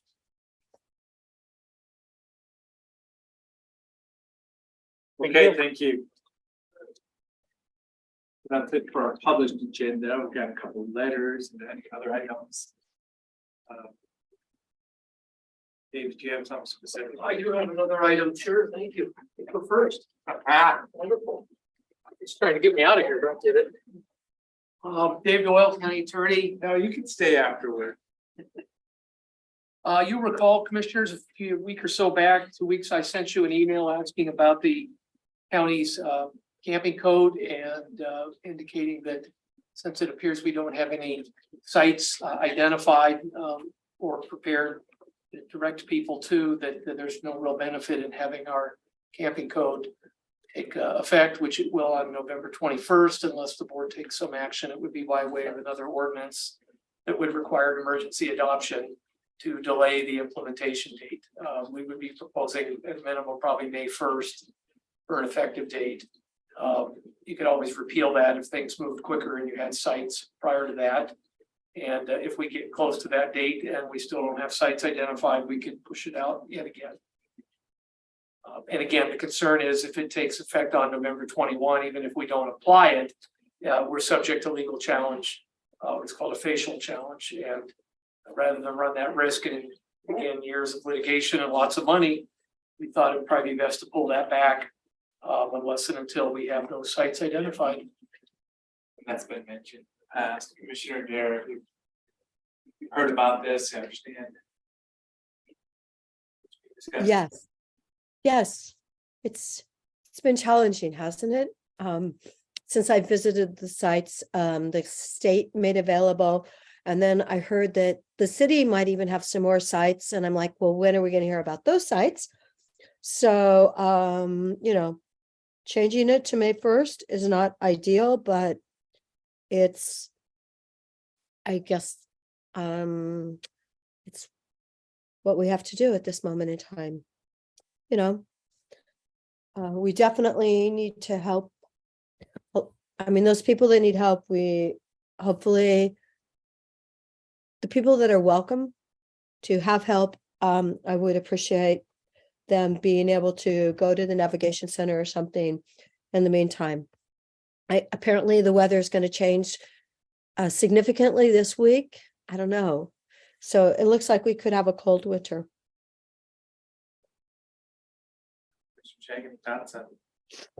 So this would be in order to come to us, not today, but we've got to set up for it. It would be an ordinance actually, and yes, we bring that to you within the next week or so, certainly in advance of November 21st. I would just say, since we haven't made more progress on outdoor shelter managed campsites where we can direct people to, I don't see what else we can do. Then the efforts of the coordinated homeless office is going to be kind of lead there. Yeah, it's a shame we don't have more, but who's doing that? As I say, we're supporting Veterans Village and Oasis Village, and there's discussion about an RV facility up in Redmond. Bend seems to be this conundrum. Where's the open green space in the city of Bend? We don't have authorization outside of Bend. We don't have action on it. What's an action? Where's an action? There have been places proposed within the city of Bend that we could have partnered on. So you're asserting that if we opened up a 1 acre gravel parking lot, that we would have solved this problem? But it did. But we would probably be in the same spot with this ordinance, though. I mean, putting a small dent in a problem would not have empowered us to proceed. I'm just thinking, so what does success look like? What's the next step? I understand. There's no mega facility there's no one mega facility that's gonna solve the problem. We need all the Oasis villages, St. Vincent's villages, whatever they're doing with the, the rest of the other 10 acres next to Oasis Village.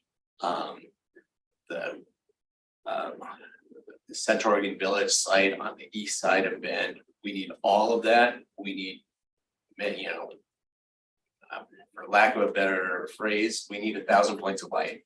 That's how you get to the hundreds of spaces that we need to be able to direct people.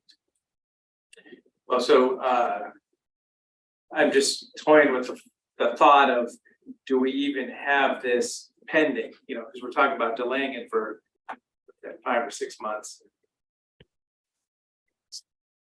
You could certainly repeal it, and if at some later date you want to bring it back to life, we could bring it through the process. Yeah, at so that as I point. say, repeal maybe more action item. I don't know, because say, what's the action? If we have 1,000 points light, when we get to 200 or 400 or 600 points of light, is that the day we go or not? So I mean, it's still like this amorphous thing of the future. Go ahead, Commissioner. I think May is too far. It's honestly a subgroup of the Churro board is doing this analysis, and I spent 4 hours one day going to the sites in Bend, and I, next to some of the spots, they're already like flattened, and it's where the highway on the north end of town was going to go. So I don't know how those pieces of property were on the state list, but I think if we put it to March 1st, we need to get something done. And, the fact that Thursday afternoon, I heard about 3 more kids that were taken from their parents because their parents were doing fentanyl. It's clearly Measure 110, something has to be done. And it's really a nightmare. And we all heard about the 5 babies that were born with fentanyl addiction in the last 60 days at St. Charles. Yeah, it's a mess out there. And I don't think going to May 1st, I don't think that's necessary. Actually, the Gales are back in town. I've been talking to them again. And I am going to Salem on Friday, and I'm hoping perhaps I can see somebody like Matt from the governor's office and just tell him that, what the Gales property is really the best. It doesn't have to be a big place, but at least a place that we can go to that's 24/7, and it's safe for the people that are there, and it's safe for the surrounding community. I think that's incredibly important. I think we've learned our lesson with Juniper Dirt World, where we've had crime issues. I guess on the Gales property, I've been hoping for a long time that we could pursue that as an outdoor shelter site, as a managed camp. But as time goes on, as they continue to be willing to offer their site for various kinds of shelter, I wanted to circle back on the idea that if those acres were zoned rural residential under House Bill 2006, they would be able to do indoor shelter there. So we've already seen, we've seen how tiny house villages can be developed pretty quickly once you get all your organizational ducks in a row. So I wanted to bring back the idea that if we were to assist the Gales brothers with the rezone of that property, then we don't need any new authorities to be able to do some kind of indoor shelter that looks like a tiny house village. It could look like a pallet house village, right?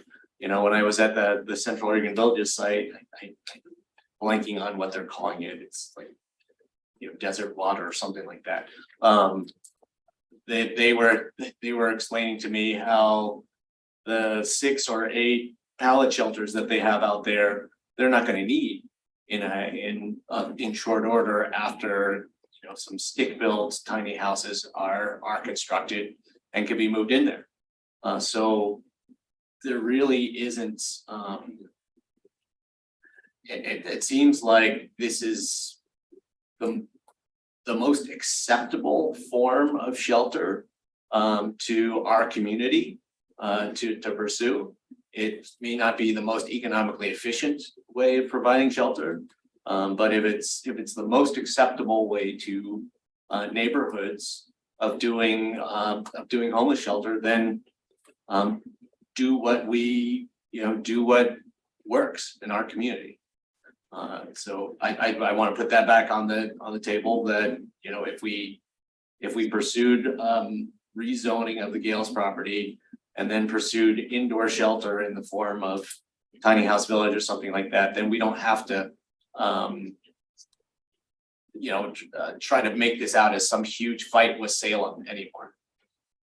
I believe Craig has already applied for a soils analysis. But I'm going to have a conversation. I think he just came back in town, so I'm supposed to have a conversation with him the next day or so. So, he's actually working forward with that. And it's really quite frustrating. One of the properties from the state was like the water catch area at Murphy. I couldn't really see, that wasn't something we would want to utilize. So, the Flatland at Gales, I drove by it the other day. I think it's about 60 seconds past Worthy Brewing. It's really right out there. And hopefully my conversation with Matt will be fruitful. And I think that Tyler Smiley Wolf is supposed to be back to work next month too. So for this code package, so we're talking about delaying the implementation or the effective date. Yes, I've suggested May 1. Commissioner Dare, I think, suggesting March 1, and I hear Commissioner DeBoe may be talking about repealing it outright. So, but we do need some direction. We'll go 3 different ways. Yeah. I could go with March. Yeah, I think that there's value in having it because it keeps us focused on what we need to do to actually move forward with moving people out of unauthorized camps. So Commissioner Dare, March 1st. I make a motion that we This is just giving guidance right now to bring it back to. we can How about the end of March? Because it is pretty cold and can be pretty snowy and wet and difficult for people to move around. In the middle of January and February. So you're talking like April 1st? Or March 30th or 30, whenever the end of March. is. 31st. Okay, March 31st then. That's on a Sunday. Yeah, better than on a snowy day on March 1st. We can only hope. It's going to be So snowing. that'll come, that's a date proposed by, majority of the board to come back for us. We'll get an ordinance put together, and that will obviously require emergency adoption. Otherwise, it would be 2 readings and then 90 days, which will get us well beyond November 21st and probably not help us to avoid a potential lawsuit. Not that we're concerned about lawsuits. Yep. If we have some sites to direct people to and we actually implement the ordinance, we still feel pretty confident that we have a really strong chance of having captured that path that the footnote in the Grants Pass case provided. But it just seems we really don't want to go down that path if we're not even implementing it. And that's why we're suggesting this. So we'll bring an ordinance back probably next week. We'll shoot for next week because I know we have AOC week coming up not too far down the road. So we'll make sure it's ahead of AOC week when everybody's in Eugene. Okay, so I guess here, just for our, for us as an organization and for public safety in the community, what does it mean to be able to implement this? So that's it. I mean, as I say, if we see a site, a tiny home village for, 15 or 30, are we gonna be able to implement this? So I mean, what are the scenarios out there? Well, I think it depends on what your target is. I understood back when that the target was essentially to be able to clear dirt world and the DSL property, and potentially, if the feds were on board, China Hat. So I'm envisioning either multiple sites, or as Commissioner said, one mega site that could host an awful lot of people. But yeah, I mean, if the mega site is not a concept that we're even willing to get near, we don't have a path of success here. I'm just acknowledging that. I mean, yeah, we have 1,000 points of light, in which I support that concept. But then again, I mean, we're not going to a mega site. We don't have success on the horizon. And mega site's a bad terminology, but I'm just saying, if we don't have a true successful step here, what are we doing? Well, to focus on the positive, I got a picture today from Veterans Village. And it's amazing. They've had the walls are set, the roof's been sheeted. So thank goodness we're going to have 7 new cabins there. Whoever would have thought that that could be done in such a timely manner. So thank goodness for that. And I know Redmond is talking about the 45 acres and we need something in Bend. So the Gales Gardens seems to make the most sense. Unless Bend this week, I hear something wonderful from them. Good, so that's fine. The other site that the city of Bend has put on the table in the past is what they call Rock Crusher Site number 2, which is Right by Sutera, the the manufacturing plant with high flammables. So no, that seems to be it's like at least a half I a think mile we already got away. a 7. Well, and then we got a 7-page letter from the attorneys representing Cascade Villages with 150 people with the average age of 75. So that was from November of 21. They definitely were going to fight us over that. And their letter was all referencing Rock Crusher Site number 2. Yeah, there's gonna be a lot of any site that we look at, there are gonna be a whole lot of people who have concerns. And we need to sort through those. We need to mitigate any concerns that are real. And then if we arrive at a plan that is adequately safe for a neighborhood, we need to be willing to stand by it. Well, so coordinated homeless office can be the leader in these efforts. I've gotten 2 letters to date on the Gales property. I've talked about it a lot. 2 letters. I can definitely understand the concern of the people that send me the letters. And that's why I say it's got to be 24/7 security for the neighborhood and for the people that are living there, because we've all heard about the crime. So it's got to be safe for both sides. I mean, if you look at a project like Medford Urban Campground number 1. Fire chief will tell you that the fire chief of Medford will tell you that the risks to that neighborhood, to that community have gone down. Since Medford Urban Campground number 1 was established and opened up. So having 24/7, I don't know about security being the right word, but 24/7 management makes a big difference in we are not talking about the risks associated with an unauthorized, unplanned, unmanaged homeless encampment. We are talking about a structured, organized, authorized, managed place with rules and accountability for people. And I believe that can be done quite safely. Okay, well, the date's been set. Thank you. Thank you. Okay, a couple letters here. We have the water allocation letter, we have the Vision 110 letter, and I had forwarded, I don't know if you want to talk about the other letter that I shared with commissioners that you shared about the Prineville Energy Facility. So those 3 letters, how Mr. Chairman, however you'd like to proceed. We have staff ready to engage. So measure 110 letter we can start with. I think this was in our boxes, so we have that. As I say, we're for the 3 of us, we're looking at a couple topics. This is one of them.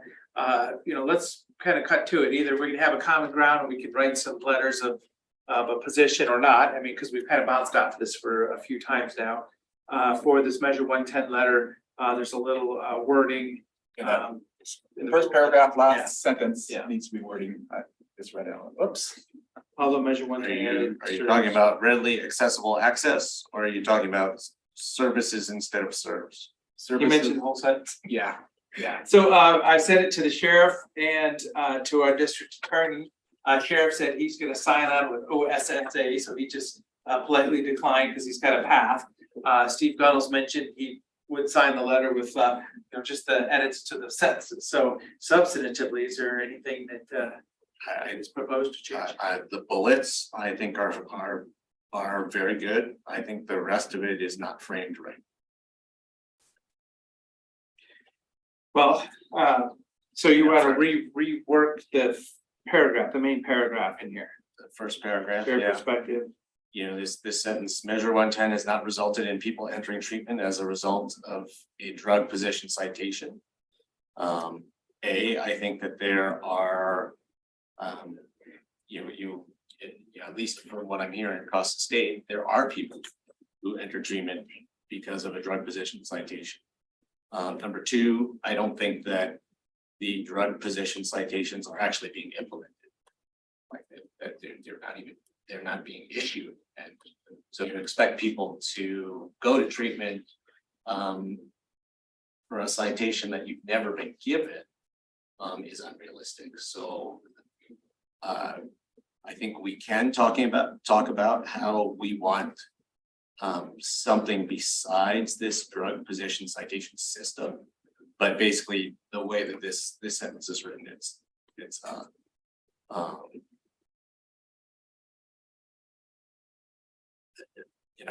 it's basically slanted towards declaring Measure 110 fit. So, well, there's resources Measure 110 and addiction services being offered.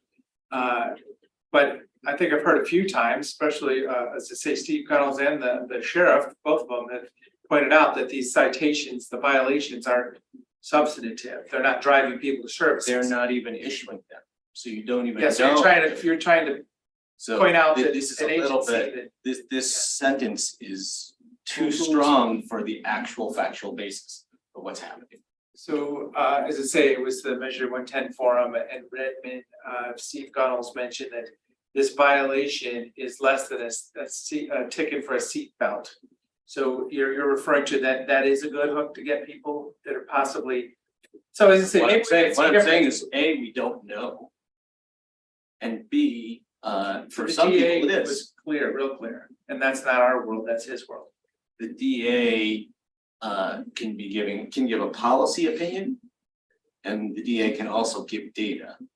Okay, I believe that what you heard was a policy opinion, and that's fair. Like, I don't think it's the right system. But I don't think you can say that it's 0% effective. Because there are people around the state who are getting citations and going to treatment.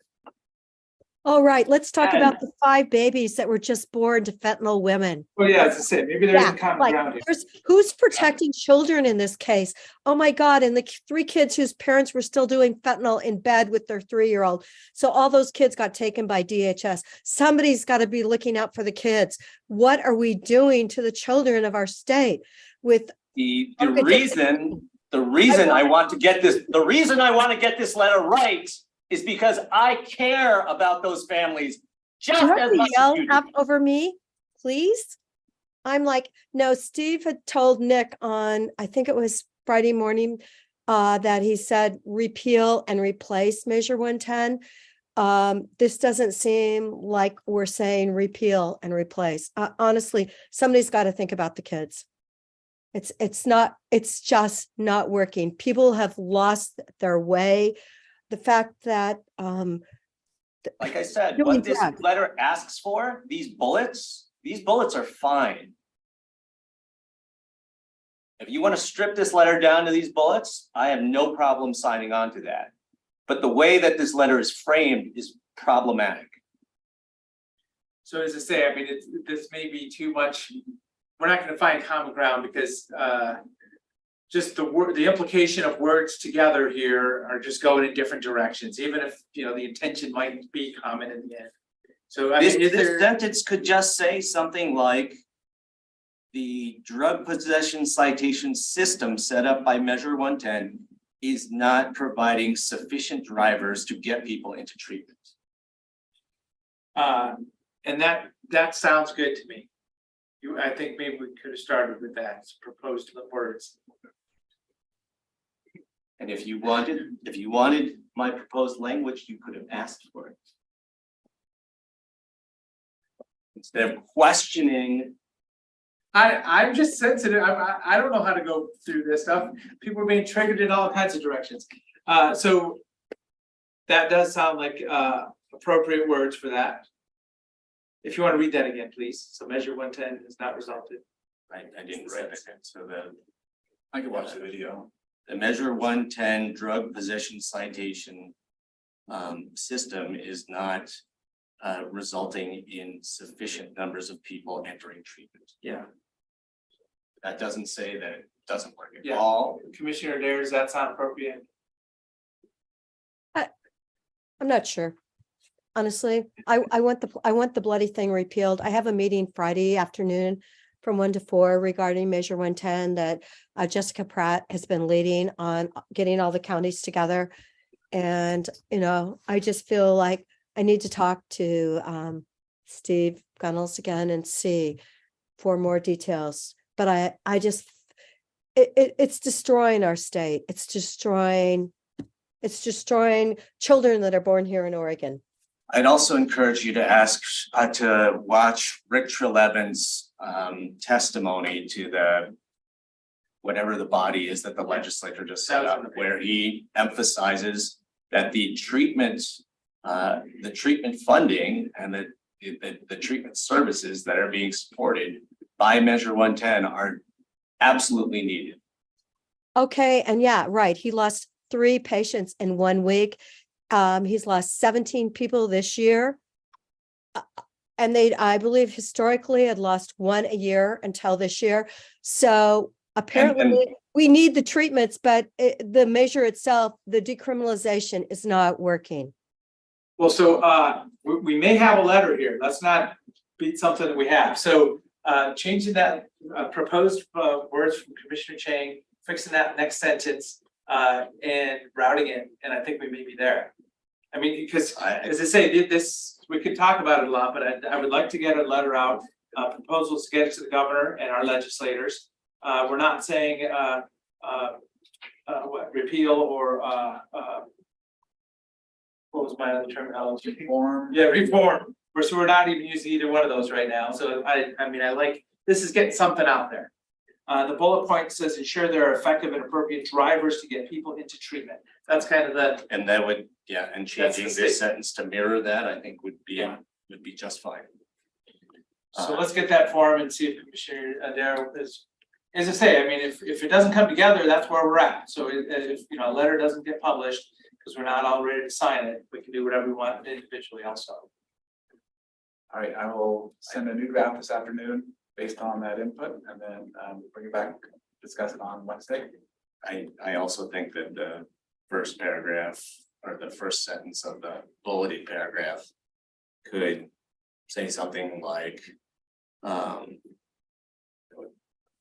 discussions at the state level on how to better accomplish the goals originally set out by Measure 110. And that's fine. So it's increased treatment and non-criminalization of addictions. Well, to get basically the goal. Got to be a criminal to use fentanyl and be pregnant, and you bring a fentanyl baby into the world. Like, tell me, how come that's not a criminal thing? That child will never be okay. I worked at the Rascal Rodeo Saturday morning. I saw loving parents with their IDD children. It was an amazing, inspiring morning. And yet we're talking about people that child had there's no choice. The goals, I would say the goals of Measure 110 are to get more people into treatment and recovery. Well, and I think of it as non-criminalizing addictions That's or illegal not- substances. That's not the goal.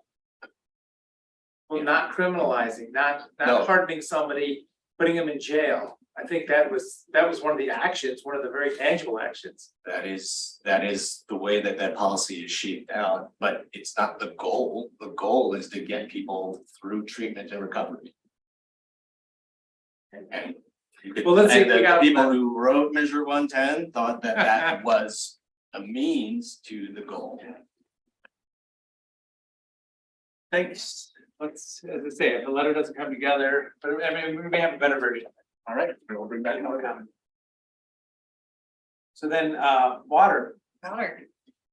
Commissioners, I emailed an updated draft to you earlier today and brought hard copies. Okay. Yeah.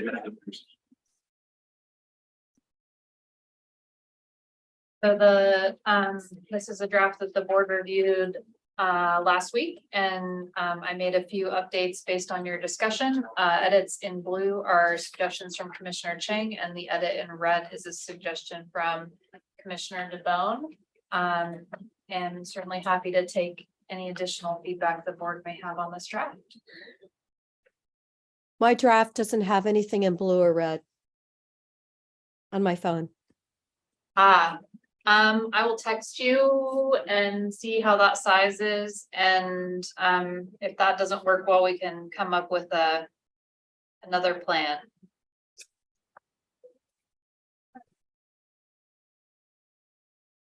So if you have it, at the end of the first paragraph, it says, changing the word focuses to strong emphasis on incentivizing water reduction. I don't know if you can. Do that.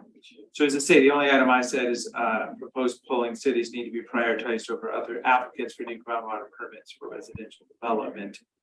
You know, it might be getting down into specific visions about what we're talking about here. I just think as a county and the, you know, the rural development that we see, knowing that there's destination resorts and water districts, existing water districts.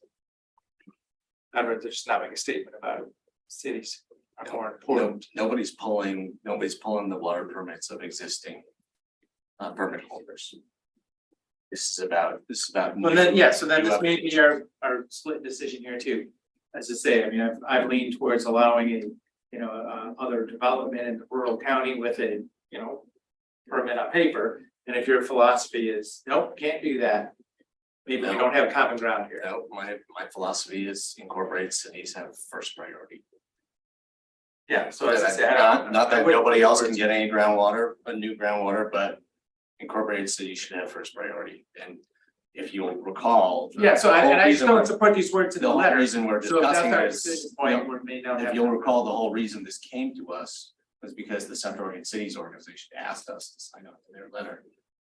Establishing that they should have priority for any new groundwater permits in the basin. So So then my answer is no. So as I say, maybe we don't have a letter again. I won't, yeah, if that sentence isn't in there, I'm not signing. Yeah, so we don't have common ground on that one either at this point. Commissioner Dare. You can let the Central Oregon Cities Organization know that was your position, or I can. Well, I can share my position and this is a public meeting, so that's fine. And Commissioner Dare, are you motivated to put some letter together? or any thoughts? I'm going to send my own letter for supporting Yeah. Redmond. Because I definitely believe they should have the opportunity to proceed. And according to my message from Rep Owens, he thought things were getting a little better. Referring to what, getting better? Let's see, what did he text me this morning? Just a second. I think it was like at 7 this morning. Oh, here it is. Okay, he had a meeting last week with Adam Sussman and Coco last week. We're having a hearing on the GW allocation rules in November. Looks like WRD is slowing down and hopefully listening. Okay, understood. Okay. Well, thank you very much for your support getting these letters together. As I say, we kind of get down to what policy decisions are we agreeing upon, so that has value there, I guess. And then biomass was the other one. So this was a discussion when I went to the Community Renewable Energy Association meeting in Prineville. Steve Forrester mentioned that they would be looking for letters of support. And I had contacted him back, and I think I mentioned this to our forester. What's his name? Sorry. Kevin. Oh, Kevin Moriarty, yeah. So remember, I was asking Kevin to maybe follow up on this. I'm not sure if I sent him his phone number or not. So I just made a phone call to Steve Forrester and then got this letter. So this is a starting point, is a proposed letter for Prineville Renewable Energy Project, proposed biomass project. My understanding is it could be, kind of that base load power using biomass of Central Oregon. Customer would be whoever it is, but there's plenty of electron users in the area with the data centers now. So as I said, I don't know the specifics after that. Thoughts?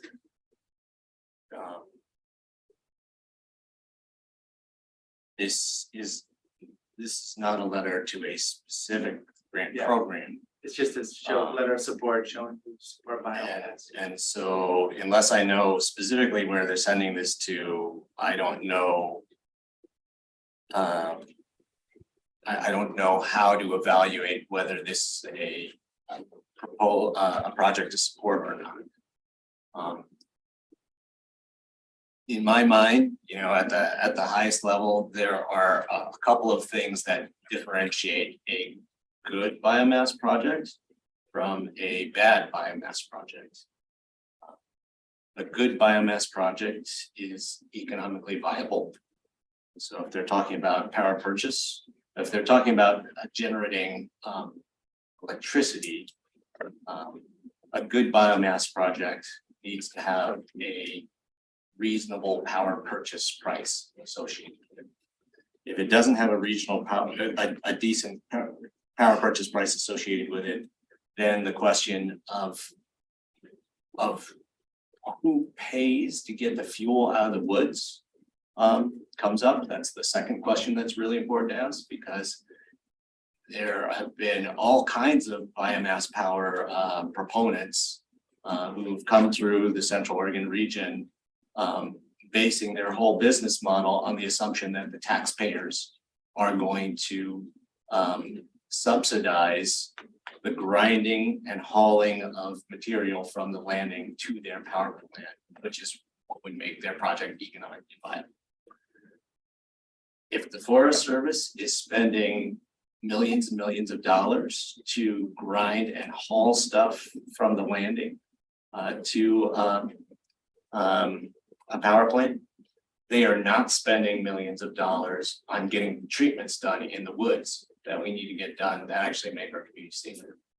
So having an economically viable project that actually can pay the costs to get the fuel, get the material from the landing, ground, and to a plant, is a critical separator between a good biomass project and a bad biomass project, in my opinion.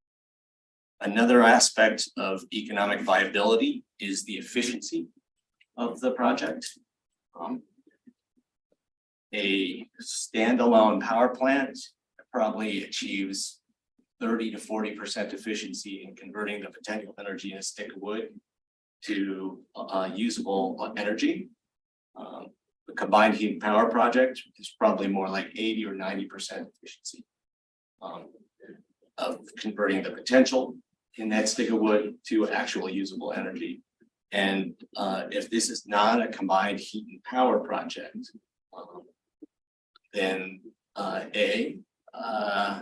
you're not doing something that's efficient enough to be economically viable, and B, all of the carbon emissions that you are creating by burning that wood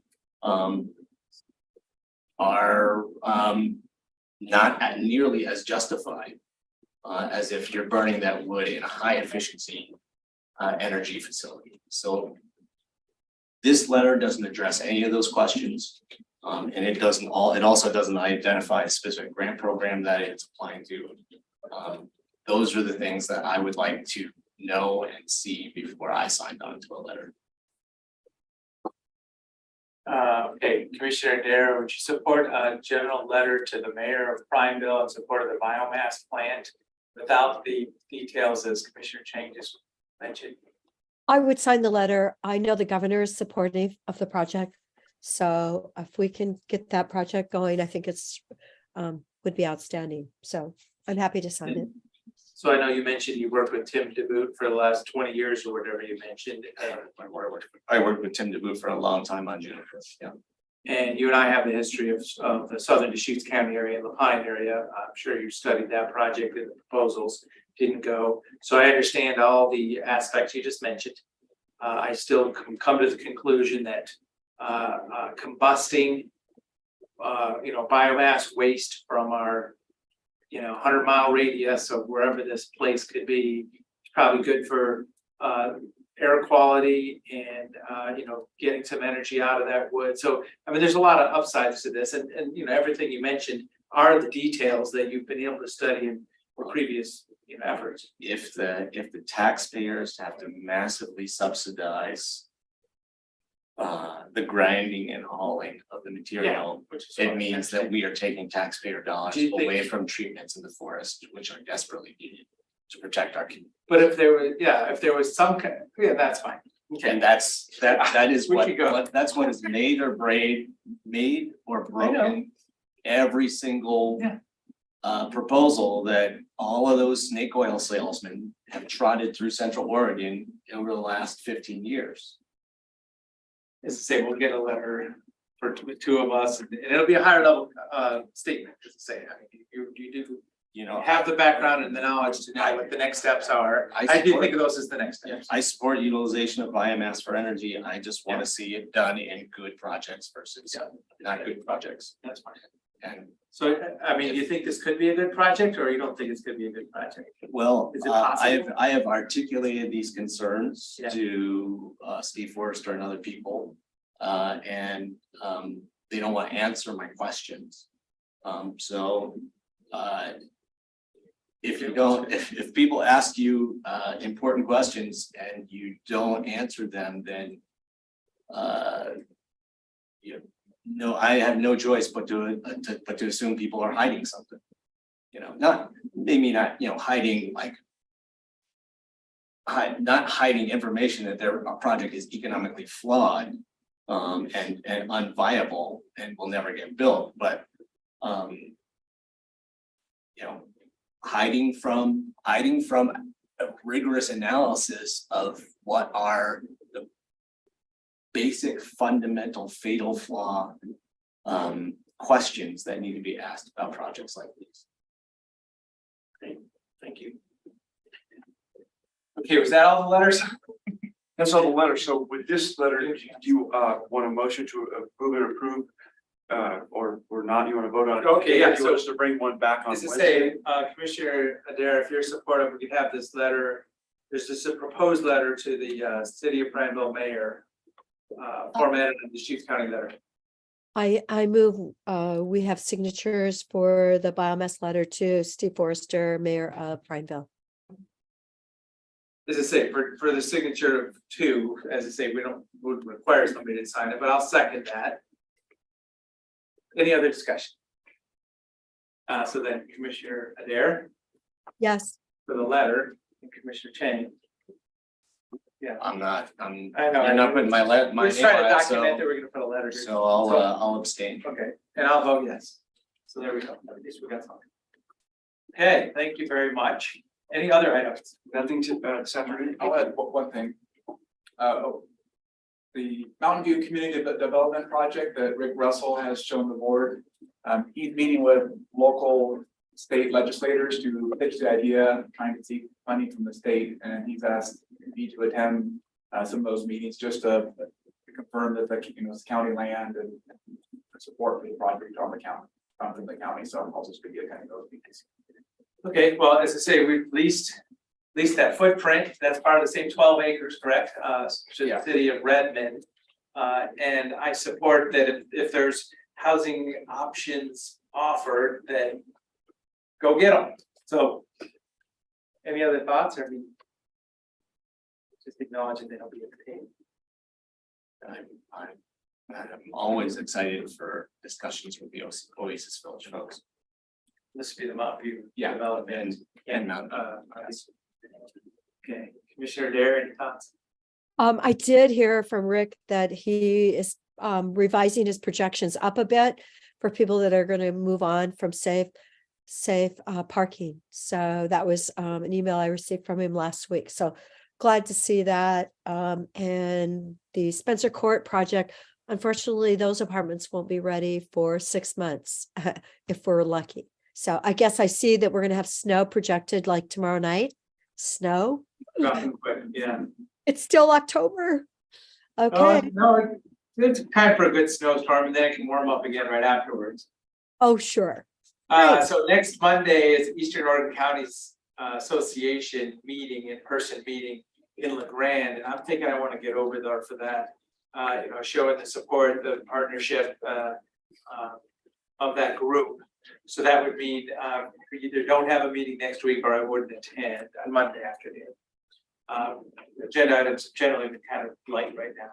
They have been, the only one I received from Peter is a work session to prepare for the Wednesday public hearing on the amendments to the Historic Landmarks Code, something of that nature, but it's a work session, so if the board finds that valuable, then perhaps that agenda item could go forward, and if you had time on Tuesday to watch that prior to the hearing. When we did that last week, we had the work session items just to make sure we heard about the topics and we're able to ask questions. So I don't know, could that be moved to this Wednesday as an added item? If it's ready? I can check on that immediately. Maybe that's we the way can to put it. put that agenda as. Yeah. Is Monday the county college graduation? Yep. Yes. So you'll miss that too. No, I would leave at 1 o'clock after a couple hours at the meeting, walk in the door about 5:30 or so when it starts, just this division. Yeah, the tentative schedule for Monday's county college graduation, as Stephanie had coordinated it, was clerk's office presentation until about 7, and then 7:10 graduation and recap. So Yeah, it's so later that- in the evening, if that works for the board, or we can reverse those things. Okay, well, that's good to discuss, yeah, so. Yeah, whatever is helpful. I think the clerk's office can be flexible in their timing. You guys already voted to do it late? No, Yeah, Yeah, you did. You voted because I was like, oh, no, can we do it early? You were like, no. So that, if we're gonna have our meeting, 7:10 makes sense. I would prefer an early. it's gonna be a long day for me either way, but. Yeah, but if we can do it early, Yeah, I can do it. I'll be driving the whole time to get there, but I'll make sure to drive the day before, because it's a 4.5 hour drive, and then be at a meeting for a couple hours, maybe have lunch with somebody right before that, and then work my way out, make my way home. Okay, right when we wrap, I'll just check in with Steve and then confirm for the board that, but I don't think that'll present a challenge. Okay, there you go. Commissioner. Oh, you're on mute now.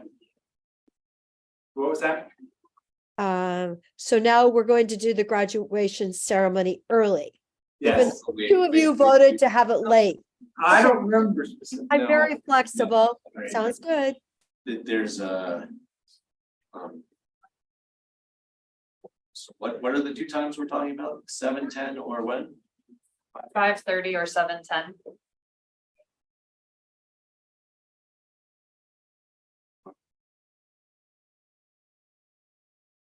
Maybe there was.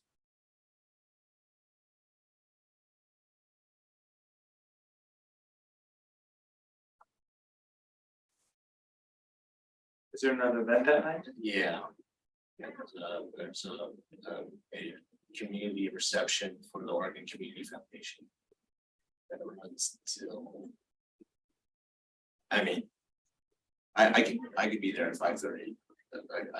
I would love to be there more like at 6, but that's kind of right in the middle of all this stuff, right? It's either at the beginning or at the end. We could push, we can see if we can push the start time back a little bit. I think we don't do a full program on the last night, so we have a little wiggle both ways. So we Oh, there you could go. potentially start at 6, graduation 6 to 6:30, clerk's office 6:30 to 8. Which is not, they have other evenings that run that late, so we could definitely make a modification if that works for the board.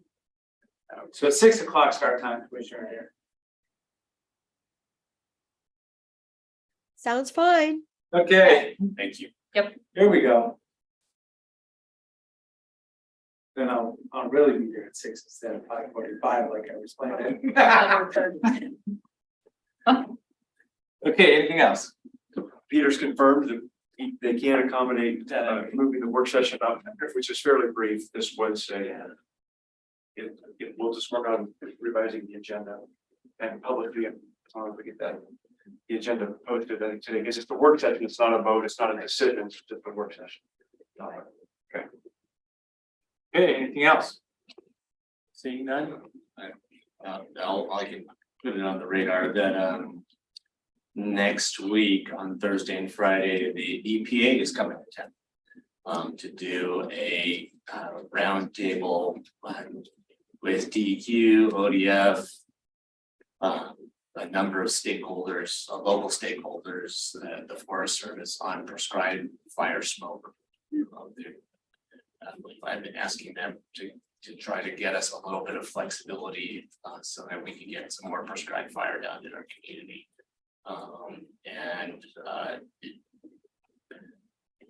It seems like EPA may be actually more sympathetic than DEQ is, so good to have EPA come to town and tell DEQ that it's okay to implement the Clean Air Act this way. Is that for a collaborative event or who's? It's. I think I mean, Forest Collaborative has been part of asking for this, but they're definitely not at the center of it anymore. It's more, it's primarily an agency event. DEQ agency. All those agencies, EPA, DEQ, ODF, Forest Service, and a few others. So it's been something everybody would have liked to do for a long time and now it's finally coming together. Took a lot of pushing and asking and encouraging, but yeah, now that it's going, it's an event, a discussion that hopefully everyone is excited to participate in. Great. Anything else, Commissioner Adair? Yep, okay. Anything else? Oh. Meeting adjourned. Thank you.